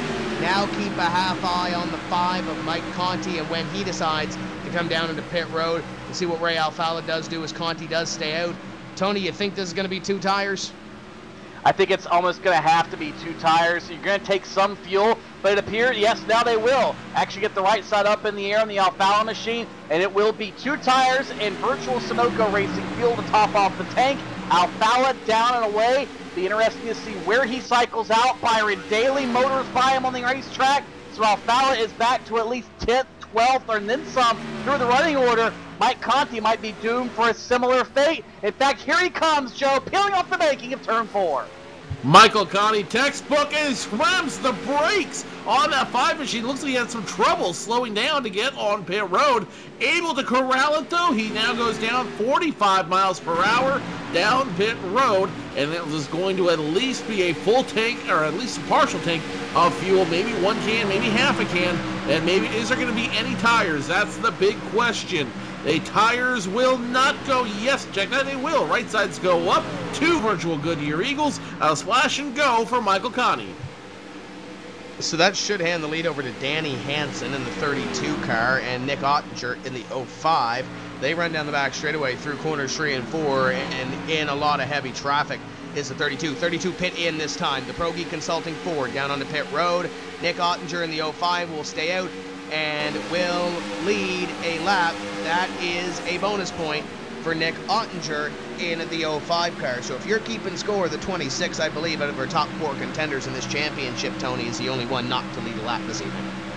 You're exactly right. He has just been trying to claw back from a horrific qualifying effort. So far, well, he hasn't done the greatest of that as things cycle out. Earlier in the race, he was up in the top 15. Now being shown 26th is Chad Lawton. Ottinger comes down pit road. That will hand the lead over to the guy we assume is on a 2-stop strategy. He is not going to make it to pit road, and that means, Joe, he's got 23 laps to hang on. Thomas Lewandowski, the next closest competitor to Lewandowski that's on the racetrack that has pitted. Wait for it. Michael Conti, 15 seconds in arrears of Thomas Lewandowski. That's a lot to ask of Michael Conti to reel in Lewandowski with only now right at 21 laps to go. The only difference is Lewandowski has to conserve everything in that Ford right now. He has to hold on for the next 23 laps in hopes he can make it work. Ray Alfalla, Michael Conti, they can drive the wheels off it because at this point it doesn't matter. 14 seconds, a gap between Conti and Lewandowski. I've got a feeling Michael Conti can make it work. He's gained 0.7 of a second the last 2 laps consistently. They have 21 laps to go. The tires are going to fall off, yes, but Lewandowski's, I believe, are going to fall off a little bit more as well. He might get there, Tony. Don't know if he can pass him or not. Passing him is a whole different ballgame. But right now, Thomas Lewandowski seems to be in control. It's just a matter of if he can keep Conti behind him for the next 20 laps or so, as the 36 of Justin Bolton's trying to unlap himself from the leader. That would be to put 12 cars in lead. All right, so here we go, Tim. We've got 20 laps to go now officially. The gap is, we're waiting on it to actually refresh as Conti now works off turn number 4. He'll cross the stripe. The gap right at 13 seconds. So Conti is going to have to make up darn near 6 to 7 tenths per lap. And Lewandowski, looking back at his timesheet, the slowest he gets over the course of a run is about a 30.3 second lap. Now he's in the 30.1s. You look back at Michael Conti, and especially with only 2 tires, the handling of that car is going to change. Conti falls off as well, and he hasn't been quite as fast, but Again, the rate of degradation on the tires is going to change everything. That time by, it was about 8/10.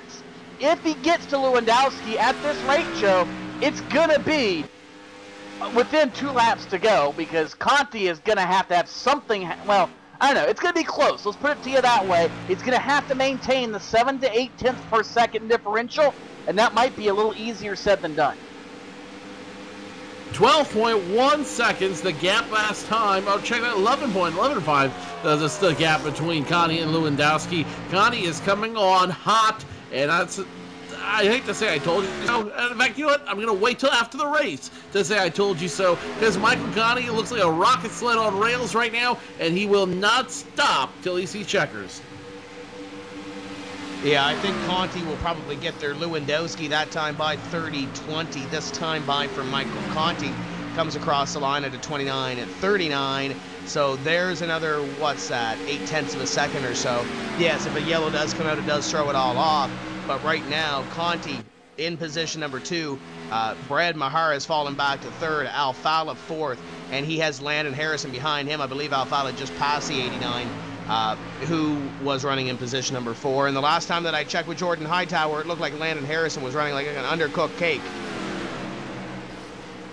And Brad Davies having issues, Tim, on the racetrack, blowing up that number 11 sponsor needed Chevrolet. But the good news for everybody else, he's on the apron, he's off the racing surface, and assuming nothing catastrophic happens to where he gets back up on the racing surface, that is a bullet dodge for Thomas Lewandowski. The gap now back down to 10 seconds with about 15 laps to go. It's going to be close. It's still going to it gets closer every lap. I don't know if Conti's going to have quite enough time as the tires, well, now it's down to 9.4. That was 6/10 of a second that lap. Ooh, I'm telling you, it's going to be a barn burner, Joe. It's going to be tight. This will be one to watch for the ages as Conti continues to reel in Tom Lewandowski out there. And I have all faith in Michael Conti, and I'll tell you why. He's had a strong car all night. He's been a strong competitor all night. He has 3 wins on the season. And I've got a feeling as the gap shortens to 8.6 seconds, we're looking at potentially win number 4. But behind these guys, when you look at that 2-stop strategy, there's some guys that are actually parlaying it into pretty good finishes, at least if they hold to about where they are. Landon Harrison's running 6th. Stephen Gilbert, and I don't think we've mentioned Stephen Gilbert's name all night long. He's running in 7th place right now. Well, yeah, Byron Daly's 9th. And then Jake Sturgis is in 12th right now. So there's some drivers there that we haven't really talked about all night long. They're not going to win the race, Tony, but they might get a top 10 finish or a top 15 finish out of it, which is more than what they probably had when we started tonight. No, you're exactly right. And that's sometimes you're not going to win the race, Tim, but you know that you're going to be able to improve where you would have otherwise ran. Tom Lewandowski's case in point, I think he would have told you he wasn't going to win the race tonight. I mean, he qualified 16th, and not that Lewandowski is no good, but just this season he hasn't really been spectacular, and sometimes you got to steal him, Mike, and Lewandowski is in prime position to do just that as the gap continues to shrink, but the gap is shrinking at a smaller and smaller rate, Joe. Again, it's close. Conti closing in. It's 11 laps to go this time. The gap is 6.7 seconds. He clocked in a half a lap, but he's going to need pretty much exactly 6/10 of a second per lap. And he can do it. The last few laps, Joe, he hasn't had enough. The last few laps, it's only been 5/10 of a second per lap, and it continues to go down as the run goes on. Tom Lewandowski, has had 2 top 5s this season, 3 top 10s, nothing in the win column so far. Good news for him though, he is squarely in the transfer for next season. So, in any event, Thomas Lewandowski will still be solidly in for the season next year, but he would love to have a win to add to that. And he's getting passed up in front. The 47 of Overland, the 05 of Ottinger, who are on that three-stop strategy, are going to pass the 16, and that'll put them back on the lead lap. And Ottinger on the 47 and dumps him into corner number 2. And, we are still under green, and I don't know how, because the 07 and the 05 just ran over the 47. Do not ask me what happened there. I don't know if there's something maybe, I mean, the grip level sometimes, it could be some of the issue, but how Overland held on to that race car, I'll never know. Great piece of driving by Chris Overland. And I think it could have been one of them deals, too, where Nick Ottinger might have wanted a yellow to get the free pass. But it's not going to happen as Ottinger now goes by Tom Lewandowski. The gap's down to 3.5 seconds. All those shenanigans in front of Tom Lewandowski, I think, just cost him the race, guys. He had to check up for what he saw in front of him, and that was enough that it's allowed Mike Conti to close in, and he is digging, and right now he's got plenty of time. 7 laps as they cross the stripe, Joe. But if it was not for that incident just now, I think Lewandowski still might have had him. Now here's the question I've got. Nick Ottinger now is in front of the 16 of Tom Lewandowski, and he's not in a hurry to get away from him. He's just happy to run in front of him, the 05. What is he doing up there? There is something going on with that 05. Now he's starting to take off a little bit. But Nick Ottinger, is this payback from another race? Is this politics at play? What's going on with the 05 and 16? I don't remember them having any history. The 16 and the 5 have the same team connection. The 05 doesn't have any issue, I didn't think, with Thomas Lewandowski, but he may or may not have just caused him, I don't want to say cost him a win, because we still have 5 laps to go this time by. Conti still has to gain 2.5 seconds on the leader, but it definitely did not help Thomas Lewandowski, and it definitely didn't help Chris Overland, because Overland lost 1 more spot to Danny Hansen in that exchange as well. Overland back to position at number 14 and just got passed by Mike Conti in the pod. You got to feel for Overland. Overland 5th in the point standings and trying to salvage a little more here because Chad Lawton running 20th. Overland trying to gain a few more points and try to move up a little bit closer to the top. And here's the only other wild card that's in play right now. It's going to be played very quickly, and that is the Hansen. Hansen is a lap down, but he's in the fight for that championship. The last thing he wants is for Mike Conti to get any sort of extra points. Could he play a thorn in the side of Mike Conti while he's trying to chase down Thomas Lewandowski? Things are starting to get very heated. There's no question now Conti will catch Lewandowski with less now than 4 laps to go, 5 laps to go. The question, though, is what's going to happen between now and when he gets there. Look at Hansen trying. Nope, now he's going to move up and let Conti go by. Now it's all about Mike Conti getting ahead of Thomas Lewandowski. And I think Thomas Lewandowski knows the writing is on the wall at this point, Joe. 3 laps to go at this juncture, and here comes Michael Conti. He's got the 16 in his sights. All he's got to do is go around him in the 5 like a predator looking for his prey. He's on the back bumper. Can he make the pass off of turn number 4? Conti gonna wait. Yes, he's gonna wait. He's gonna wait some more. 2 laps to go.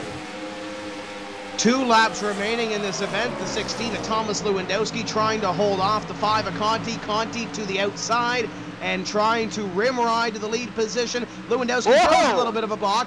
The 16 of Lewandowski trying to hold on to the victory. 5 to the inside. Can't get it into corner number 3. They'll come this time to the white flag. The 5 of Conti, your championship leader. Lewandowski in the 16 trying to hold on to the victory for his first of 2014. A white flag is out. The 2 teammates from J-Show go down into corner number 1. The 16 trying to hold on to this victory. The 5 of Conti trying to get a couple more championship points to pad this lead. Final time. Down the back straightaway, the Ford Fusion of Lewandowski. The 5 of Conti to the inside. Lewandowski throws a block. 5 to the outside. Can he get there on the final lap? To the outside goes Conti. Can he get the run? He's going to put him in the corner number 4. It's going to be close. Out of 4, contact made. 16 car of Lewandowski going to go to victory lane. Lewandowski did everything right, Tim. He slowed up in the center. He kept it glued to the bottom. He didn't let Mike Conti get anywhere around the inside of that race car. He made him do it the hard way. He used track position. He used the geometry of the racetrack to his advantage. And Thomas Lewandowski, Joe, Give me my 20 bucks. The two-stop strategy gets the job done. It doesn't count if he shoves him into the wall. Rubbing his racing, sure, but it doesn't count if he didn't earn it. Hey, we never said anything about technicalities. He won the race, it worked, and if it wasn't for that slip up in front of him that caused him to check up, he probably would have won it in a lot larger margin than that. And even so, Michael Conti was a 2.5 stop strategy. It wasn't a full 3-stop strategy.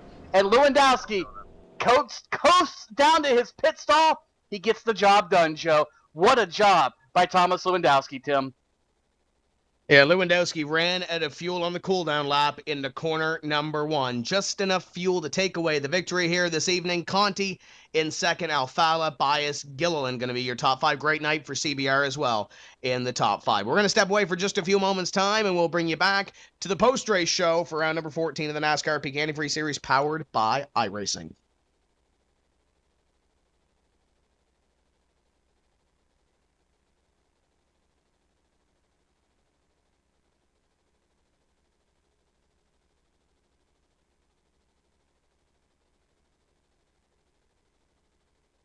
What's inside Peak Antifreeze? 65 years of experience in hot and cold protection. From an independent, family-owned business that's never been afraid to give you exactly what's right for your engine and your wallet. Peak.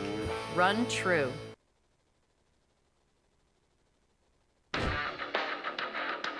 This is where it gets difficult. This is where your name's on the line, everything's on the line. You get that one chance to go out there and put down your best performance with the most amount of pressure.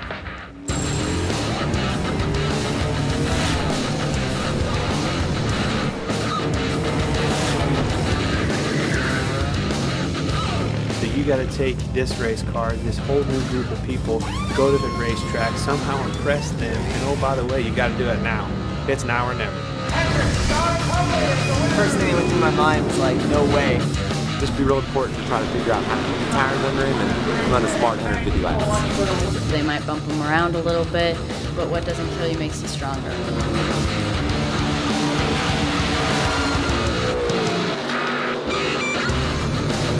Everybody should enter next year's contest because you never know what could happen, man. You can come out here and run top 5 in your first K&N West race. So I'm so psyched right now. This is incredible.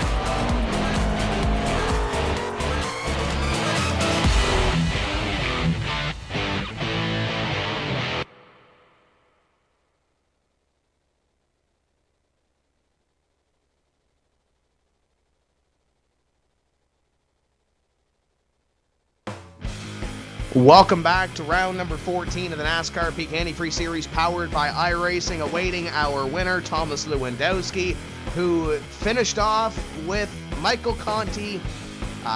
Excitement at the end, a little bit of sparks flying. Lewandowski takes the victory over his teammate Conti. Ray Alfala comes home in position number 3 with Cody Bias and Adam Gilliland from Cody Bias Racing in 4th and 5th. And we do have, I believe, Mike Conti in position number 2. We'll see if we can't bring Conti up here. Second place this evening, Michael Conti, but let's talk about the run to try to catch Lewandowski and the battle at the end with your teammate for the win. That was pretty awesome, Tim. I had all different types of electronic problems today. The steering wheel was shutting off, and that wasn't very good. The air conditioner was making the power surge in the old attic here, and just nothing was going right. And a couple hours before the race, I didn't know if I was going to be able to get through the whole race without something breaking. But you know, I kind of went old school, turned the air conditioner off, unplugged everything, and looked over the wheel and said, okay, here we go. And that was a great car. I mean, just an absolutely great car.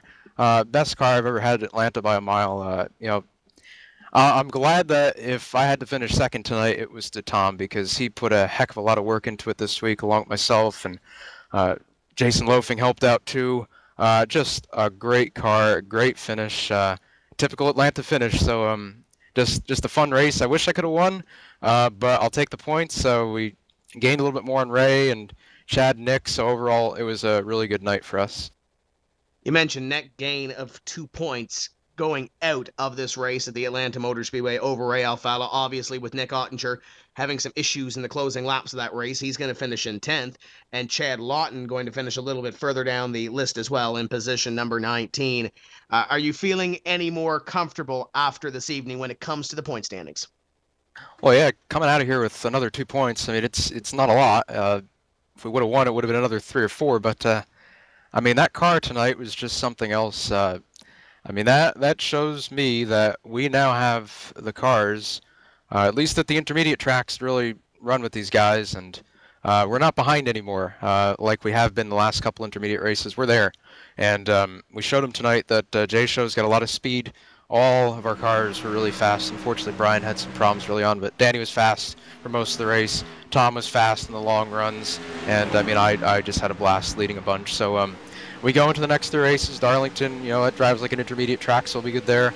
Richmond's a little bit different, but we'll get that figured out. And then Homestead should be, the same type of deal. So we figured out a lot of stuff this week.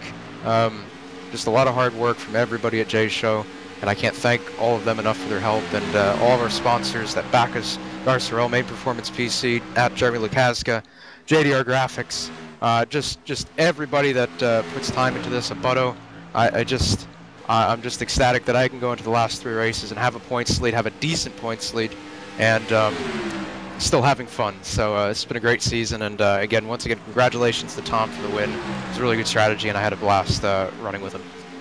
Before we let you go this evening, Mike, what do the fans expect at Richmond in 2 weeks? Because we haven't seen a short track type race in the series in a little while. What do the fans expect from Richmond with this current build? Tell you the truth, I didn't even know Richmond was in 2 weeks. I thought it was Darlington, so that's news to me. But yeah, I don't know. We weren't very good at New Hampshire, so I don't know how we're going to be at Richmond. So I don't know how we're going to be, but the car is really fun.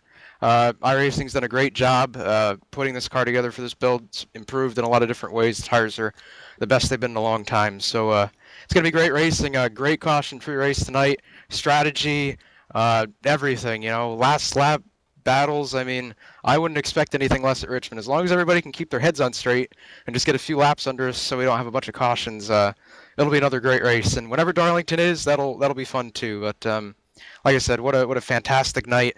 Fantastic night for everybody at J-Show and Drill Isle, and I really look forward to whatever the next race is, whether it be Richmond or Darlington. I'm excited to go anywhere at this point. Wherever it is, going to be an exciting race. Congratulations to Mike Conti finishing in position number 2. And Joe, albeit it was position number 2 to his teammate, but not by much. You're with the winner, Thomas Lewandowski. Tom Lewandowski celebrating a big win. And Tom, first off, I have to give you credit. I did not think the 2 pit stop strategy would work, but here you are in victory lane with only 2 stops down pit road. How'd you do it? I don't have any idea. I was the first run, I wasn't planning on doing 2 stops. Right around lap 36 or so, I was looking at my fuel, and I realized I was really close to being able to do it, and that I could go 54 laps the first run, if I just saved a little bit. So after that, I just kind of stuck to it, and I knew it was going to be close, but I somehow, I don't know even how I did it. Tom, first win here in Atlanta, first win of the season. How good does it feel to be back in victory lane? It feels really great. It's been a while. I've had some good cars in between, but things just haven't gone my way always. But we really, really worked hard this week. Me, Conti, Hastings, and Jason Loafing. I think we probably spent about 40 hours testing this track to get something here that we thought was really good. And I'm just really happy everything paid off. You know, all that hard work paid off, and I just got to thank all those guys for putting in the effort to get us here today. 3 weeks left in the season. You're already, for all intents and purposes, locked into 2015. Are we going to see a run at maybe the top 10 for you and the team? I would love to get in the top 10. I've been in the top 10 for all but 2 seasons, I think. So now I'd like to keep that up, and I think it's possible, especially if we keep having cars like we did tonight.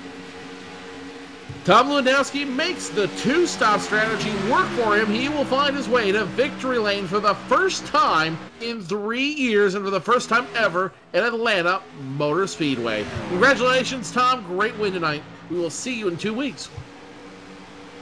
Looking forward to it, and I just got to thank David from the RCL2. He's my sponsor, and I'm glad I can get into victory lane this season.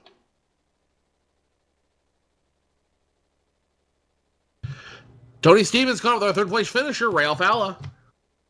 Big night for Ray, trying to chase down Michael Conti in the points. The good news for you, Ray, Conti only was able to get 2 points on you, obviously leading the most laps and the 1 spot ahead. Well, I guess technically, yeah, that'd be 2 points. The 1 spot ahead of you and leading the most laps. Everything else you guys are pretty much equal on. Better, of course, point-wise than winning, but still he's able to stretch the lead now to 25 points.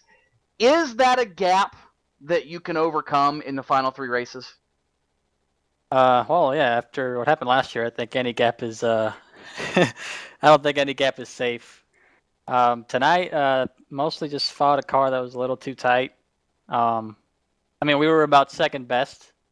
Michael was way out there, and then third place was kind of far back from me, so I just kind of spent the race running second the whole race, and, and then got third there. Tom did a 2-stop strategy, which I considered doing at the beginning of the race, but there's no way to predict the race going green all the way. So it would have been kind of risky to save gas and then have yellow come out and be mired in traffic. So, we're trying our best and we're running well, but, Michael was running just as good or better than us. So it's, 25 points with the next 2 tracks coming up is really not that much, I don't think, regarding... anything can happen at those 2 tracks, Richmond and Darlington. So we'll see what happens. If anybody knows that anything can happen, you're the guy that knows anything can happen. Unfortunately, you were on the downside of the largest and biggest comeback in NASCAR history a year ago when Tyler Hudson made up a race's worth of points on you in the final 3 or 4 shows. So you're hoping that you can be on the other side of that, I'm sure, here this year. The race tonight, it seemed like you talked about your fuel strategy and everything. Why was that first run as long as it was? It just seemed like if you were going to take that run to do the 2 tires, you'd split it up a little differently. Was it a audible when you saw other guys move into a 3-stop strategy? I mean, what was the catalyst that caused all that to happen the way it did? No, it pretty much went according to plan. I was going to go 2 runs pretty long, so then I could just take 2 tires and like half tank for the last stop. So nothing really. There was really no audible, I guess you could say, in the race. It was just whether some guys decided to pit every 40 laps and take 4 tires all 3 stops. I figured, let's take 4 tires, 2 stops, and then 2 on the last one, and it worked out pretty well. I don't have any complaints as far as the strategy goes, just that obviously looking back, yeah, the 2-stopper and saving some gas would have been the right move, but there's just no way to predict that. 2 weeks from now, we get down to a couple of the toughest tracks in the entire schedule. Obviously, Darlington, Richmond, and Homestead, 3 very different, very unique racetracks that are all tough in their own ways. What do you look for there, and what can we expect out of the Slip Angle Motorsports group going into those 3 races? I think a good effort. We were going to be fast at Richmond earlier this year, and then the race got postponed because of the new build and stuff. So I think we'll probably be strong, and everybody at Slip Angle Motorsports works really hard. I want to give a shout out to Brian Blackford. He had a karting accident this past Saturday and got burns and a dislocated elbow, and he was still out there completed the whole race, so I'm very proud of him. You know, I thought he was only going to do one lap, but he went and ran the whole race, so that's pretty cool. And everybody else that supports us, Main Performance, CC St. Pedals, they worked great again today. Pro Geek, New Blog Hosting. And also thanks to Jordan Hightower and JD Laird for doing crew chief and spotter. You know, it was, I guess you could say, for me, it was kind of a dull race because I didn't get to race anyone. But it was still a good result, and we're still in contention with 3 races left. In contention, that's all that matters for Ray Alfalla. He'll be the first to tell you that's all it takes going into Homestead. Ray Alfalla finishes 3rd. Let's throw it back over to Tim Terry, I believe, is caught up with somebody else down the pit lane. Let's see if we can't catch up with 5th place finisher Adam Gilliland, and here he is. And Adam, let's talk about your race. It's been up and down, but I know this Cody Bias racing team really starting to gel here as we get closer to the end of the season. Yeah, it's actually been gelling probably dating back to Charlotte. We've been having some really good runs. Car's been really good each week, and that's a testament to all the work Cody Bias and all the guys back at CBR put in. Really cool to see the results finally paying off. And let's talk about this race. Did your team anticipate this thing to go green to checkered without a caution flag? Going into the race, I didn't see it going caution-free, but after probably about 30 laps, started to get strung out, and I actually changed my strategy to make it to where I'd kind of be out of luck if the caution came out, so I needed it to go green, so I was really happy it did. Let's look at this last 3 races upcoming. I know you're looking to get a top 10 position in the point standings. Kenny Humpy had some tough luck this evening. You're looking to move into the top 10. 3 races left to go. We have Richmond, Darlington, and Homestead. You won a big race in the NASCAR Pro Series at Richmond, so we know you run good there. What are your prospects for these other 2 racetracks coming up? Darlington's really the wild card. You really don't know. It's hard to pass there. It's really important to start up front, so I think I'm pretty decent at Homestead and obviously Richmond. I've had some success there before. So these last 3 races are going to be good ones, but they're going to be challenging at the same time. So I look forward to getting to Richmond and seeing how the car is. Now, before we let you go here this evening, I know the Gary Mercer trucking team does do a lot of special schemes throughout the season. We expecting anything new on this race car in these next 3 races? You got anything up your sleeve? I don't really anticipate any new cars probably until Homestead, which it'll be an October race, actually on my birthday. So I'm going to probably run a pink car for Breast Cancer Awareness Month. That's really the only scheme I plan on running different to the end of the season. And yeah, I got to obviously thank my main sponsor, Gary Mercer Trucking. Brennan's actually in California right now on vacation, so I don't know if he's able to watch. I also got to thank you, Tim Terry, with Tim's Corner Motorsports, and JD Laird for all the work he does on my cars and most of the DWC field. Or NPAS, sorry. Well, hopefully he was watching because he missed a great race. That's Adam Gilliland coming home in position number 5. We go to Cody Bias now in position number 4 with Joe Cortez.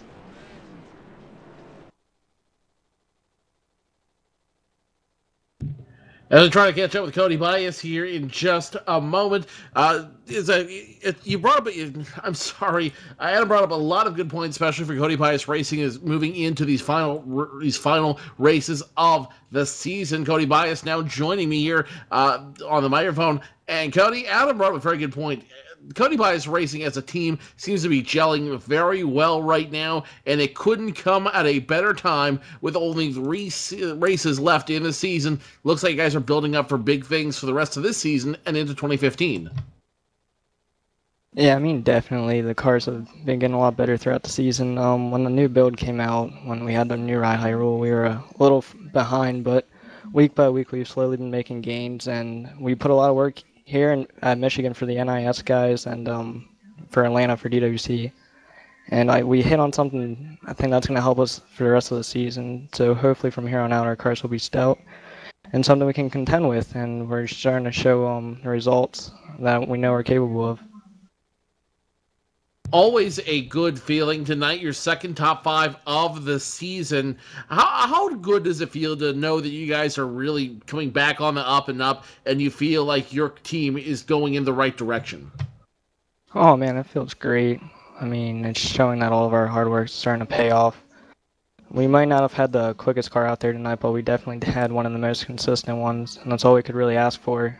And hopefully we're missing a little bit, but we got 3 more weeks to really find it, and hopefully by Homestead we'll have something to really contend with. 3 races left in the 2014 campaign. It starts next week. 2 weeks from time at Darlington. How do you guys feeling about your chances at Darlington in 2 weeks? Well, it all really depends on how our practices go, if what we learned here transfers over there, and if so, I really believe we could have another strong showing like we did here tonight. Definitely going to be a lot of fun watching you guys dance with the Lady in Black in 2 weeks' time. Cody Bias finishing 4th tonight. Congratulations on a great finish. We'll see you in 2 weeks. Can't wait. Cody Bias finishing 4th tonight in the Elwood Designs machine. Now Tony Stevens has caught up with a very special guest in tonight's race. You look at the finishing order tonight, and you're going to go down and say, okay, Mike Conde finished 2nd. Thomas Lewandowski won the race. Ray Alfalo was 3rd. All these guys, the top 5 we talked about. We talked about points championships. We talked about all kinds of things throughout the course of the night. But the drive of the night was put on by this guy. He might have only finished in 31st, but Brian Blackford, we don't normally herald a 31st place finish. Why is this one so special to you? What happened with the last 48 hours or so? Well, Saturday night I was competing in a race, and it was a freak accident, really.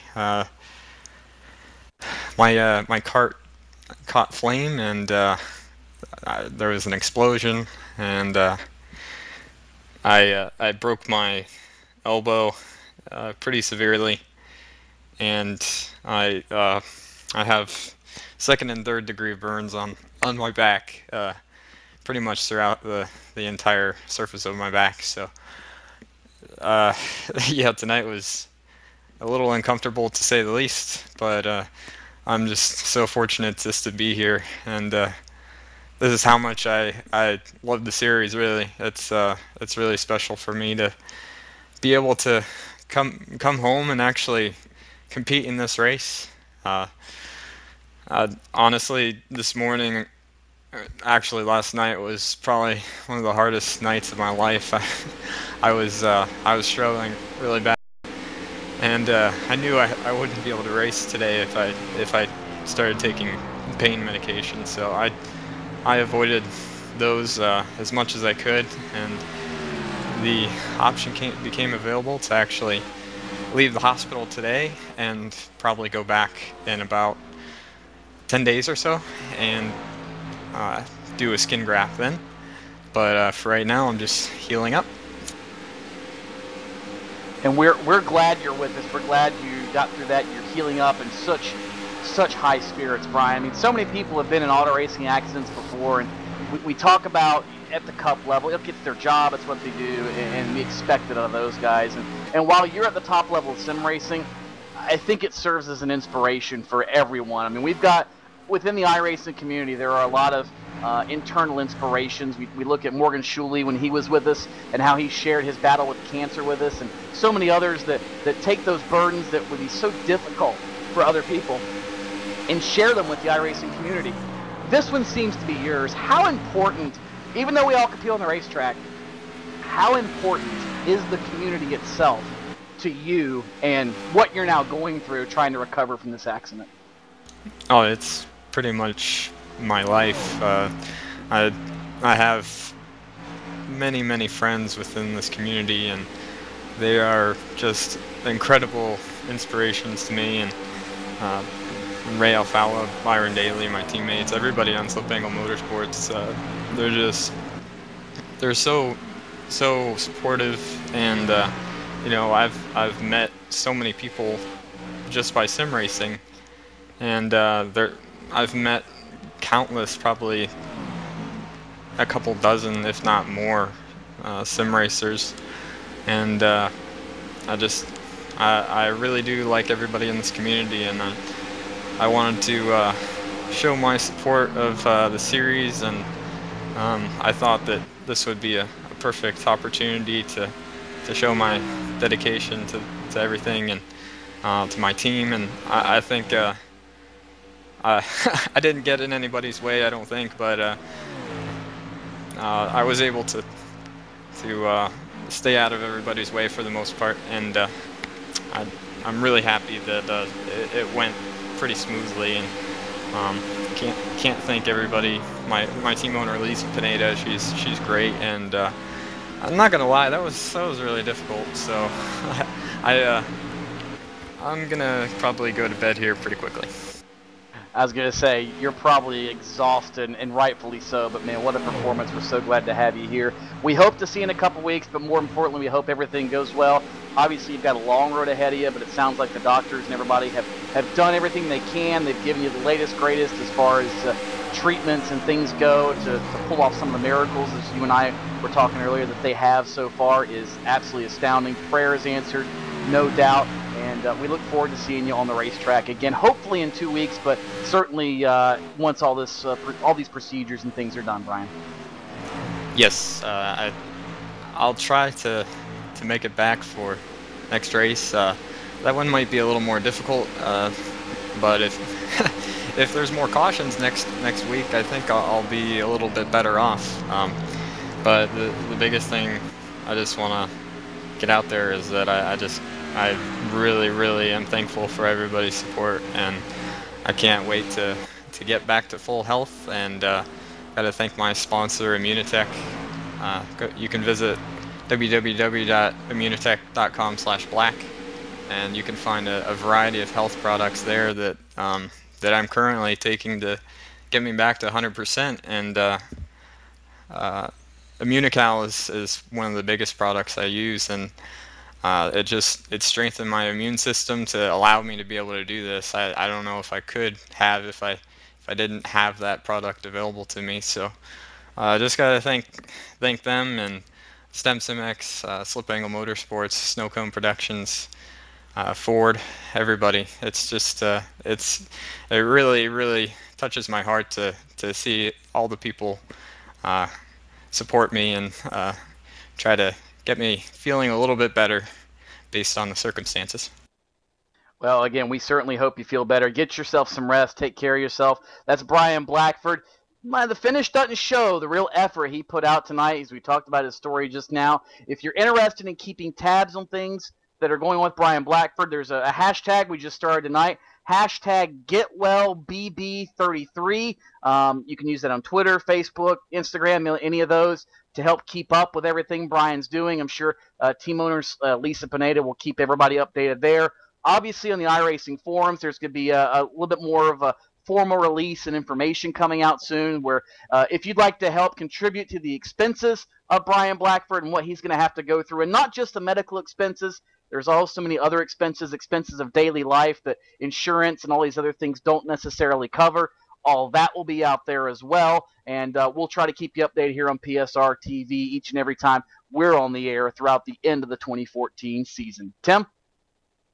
And as we get ready to close off this one, final thoughts, gentlemen, as we go into the final few races of the season. It's 3 to go, and Michael Conti has extended his lead to 25 points over Ray Alfala. Nick Ottinger, 10 points behind Ray Alfala now, and Chad Lawton, 23 points behind position number 2 as we go in. And pretty much a race behind right now, Tony, as we go in to the final 3 races. Are we down to a 3-horse race? I think we are. I think Chad Lawton's misfortune in qualifying shows that qualifying is something you cannot overlook, particularly at the next 2 races with Richmond and Darlington, where it's very difficult to pass. A lot of things can happen, and it's very easy to get swept up in something that's not of your own doing. And I think that's a little bit of extra pressure for Danny Hansen, for Ray Alfala, for obviously Michael Conti, and everybody involved in any title fight, whether it's for the championship or 5th or 10th or even 20th. There's a lot of things you've really got to consider, and I think, Tim, it's down to, at most, a 3-horse race at this point, barring any sort of major catastrophe for Mike Conti. Of course, we thought that last year with Ray Alfala and Tyler Hudson. We see what happened then. All it takes is 1 or 2 bad races, and it is a completely different grudge match at the top of the point standings. But as a race as a whole, one of the most exciting races we have seen, regardless of points. It looked just like Classic Atlanta. It was all about pit strategy. It was all about who had the will to win. and Thomas Lewandowski wanted it a little bit more than Mike Conti did, or Mike Conti might have just wanted to finish a little bit more than Thomas Lewandowski did. Either way, it made one heck of a finish, Joe, and it's one I'm sure they'll be talking about for the next couple of weeks. And regardless of all that, I'm told that I owe you $20 as a result of this, so I guess next time in Charlotte. Yep. I made the bet, and you took it, and you lose. You might not have lost by much, but you still lost. An inch is as good as a mile. BW3's on me next time I'm in town. Guys, more importantly, though, we learned a very valuable lesson, and we saw a very powerful demonstration on track tonight. The racing is great. The racing is fun, but more important to that is the entire racing community. Tonight, you saw all the competitors rally around one of their own to support him, to get him back on track, and to get him back believing in something greater than himself, than all of us. And there's no words that I have. There's nothing that I can say that can describe the generosity and charity that is shown by the racing community online. In iRacing and whatever it is you do, the racing community has always been some of the most generous, having the biggest hearts. No matter what happens tonight, we will always remember this as the night's race as the rise of Ryan Blackford, and more importantly, this is the race that was solidified the racing community, the racing groups as one of the biggest, the most generous, the most thoughtful of all of the communities in the world. And it's always an honor for me to call myself part of this group in the world. And they all come together at great times. And obviously, Brian, get well soon. And we're all pulling for you. And this is they're going to put on a show in the next few races, and you're going to want to be here 2 weeks' time when we continue the NASCAR Peak Antifreeze Series powered by iRacing. It'll be round number 15 of 17 on the series, and it'll be Michael Conti, Ray Alfala, Nick Ottinger, and maybe a couple of surprises going for the championship. It's a long road to hoe for Chad Lawton and the rest of the field trying to get there with 3 races to go with $10,000 on the line to the champion. That's going to do it for us here this evening. So for all of the broadcast crew, Zach Stanko, Ilka Happala, Matt Racing, Kid Thomas, Ian Bushing, Chuck Johnson, Tony Stevens, Joe Cortez, my name is Tim Terry. We'll see you in 2 weeks' time when we say let's go racing with the NASCAR Peak Antifreeze Series powered by iRacing. Keep the hammer down, and we'll see you at the track.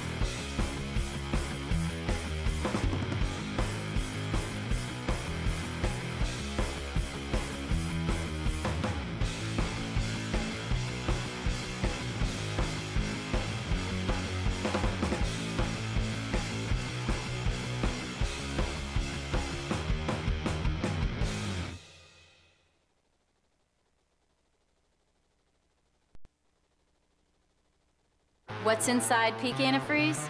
65 years of experience in hot and cold protection. From an independent, family-owned business that's never been afraid to give you exactly what's right for your engine and your wallet. Peak. Run true.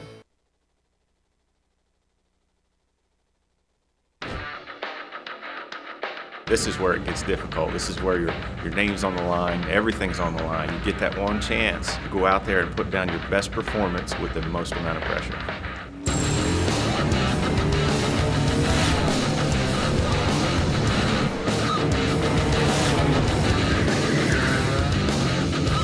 So you got to take this race car, this whole new group of people, go to the racetrack, somehow impress them, and oh, by the way, you got to do it now. It's now or never. First thing that went through my mind was like, no way. Just be real important to try to figure out how to keep the tires under him and run a smart 150 laps. They might bump them around a little bit, but what doesn't kill you makes you stronger.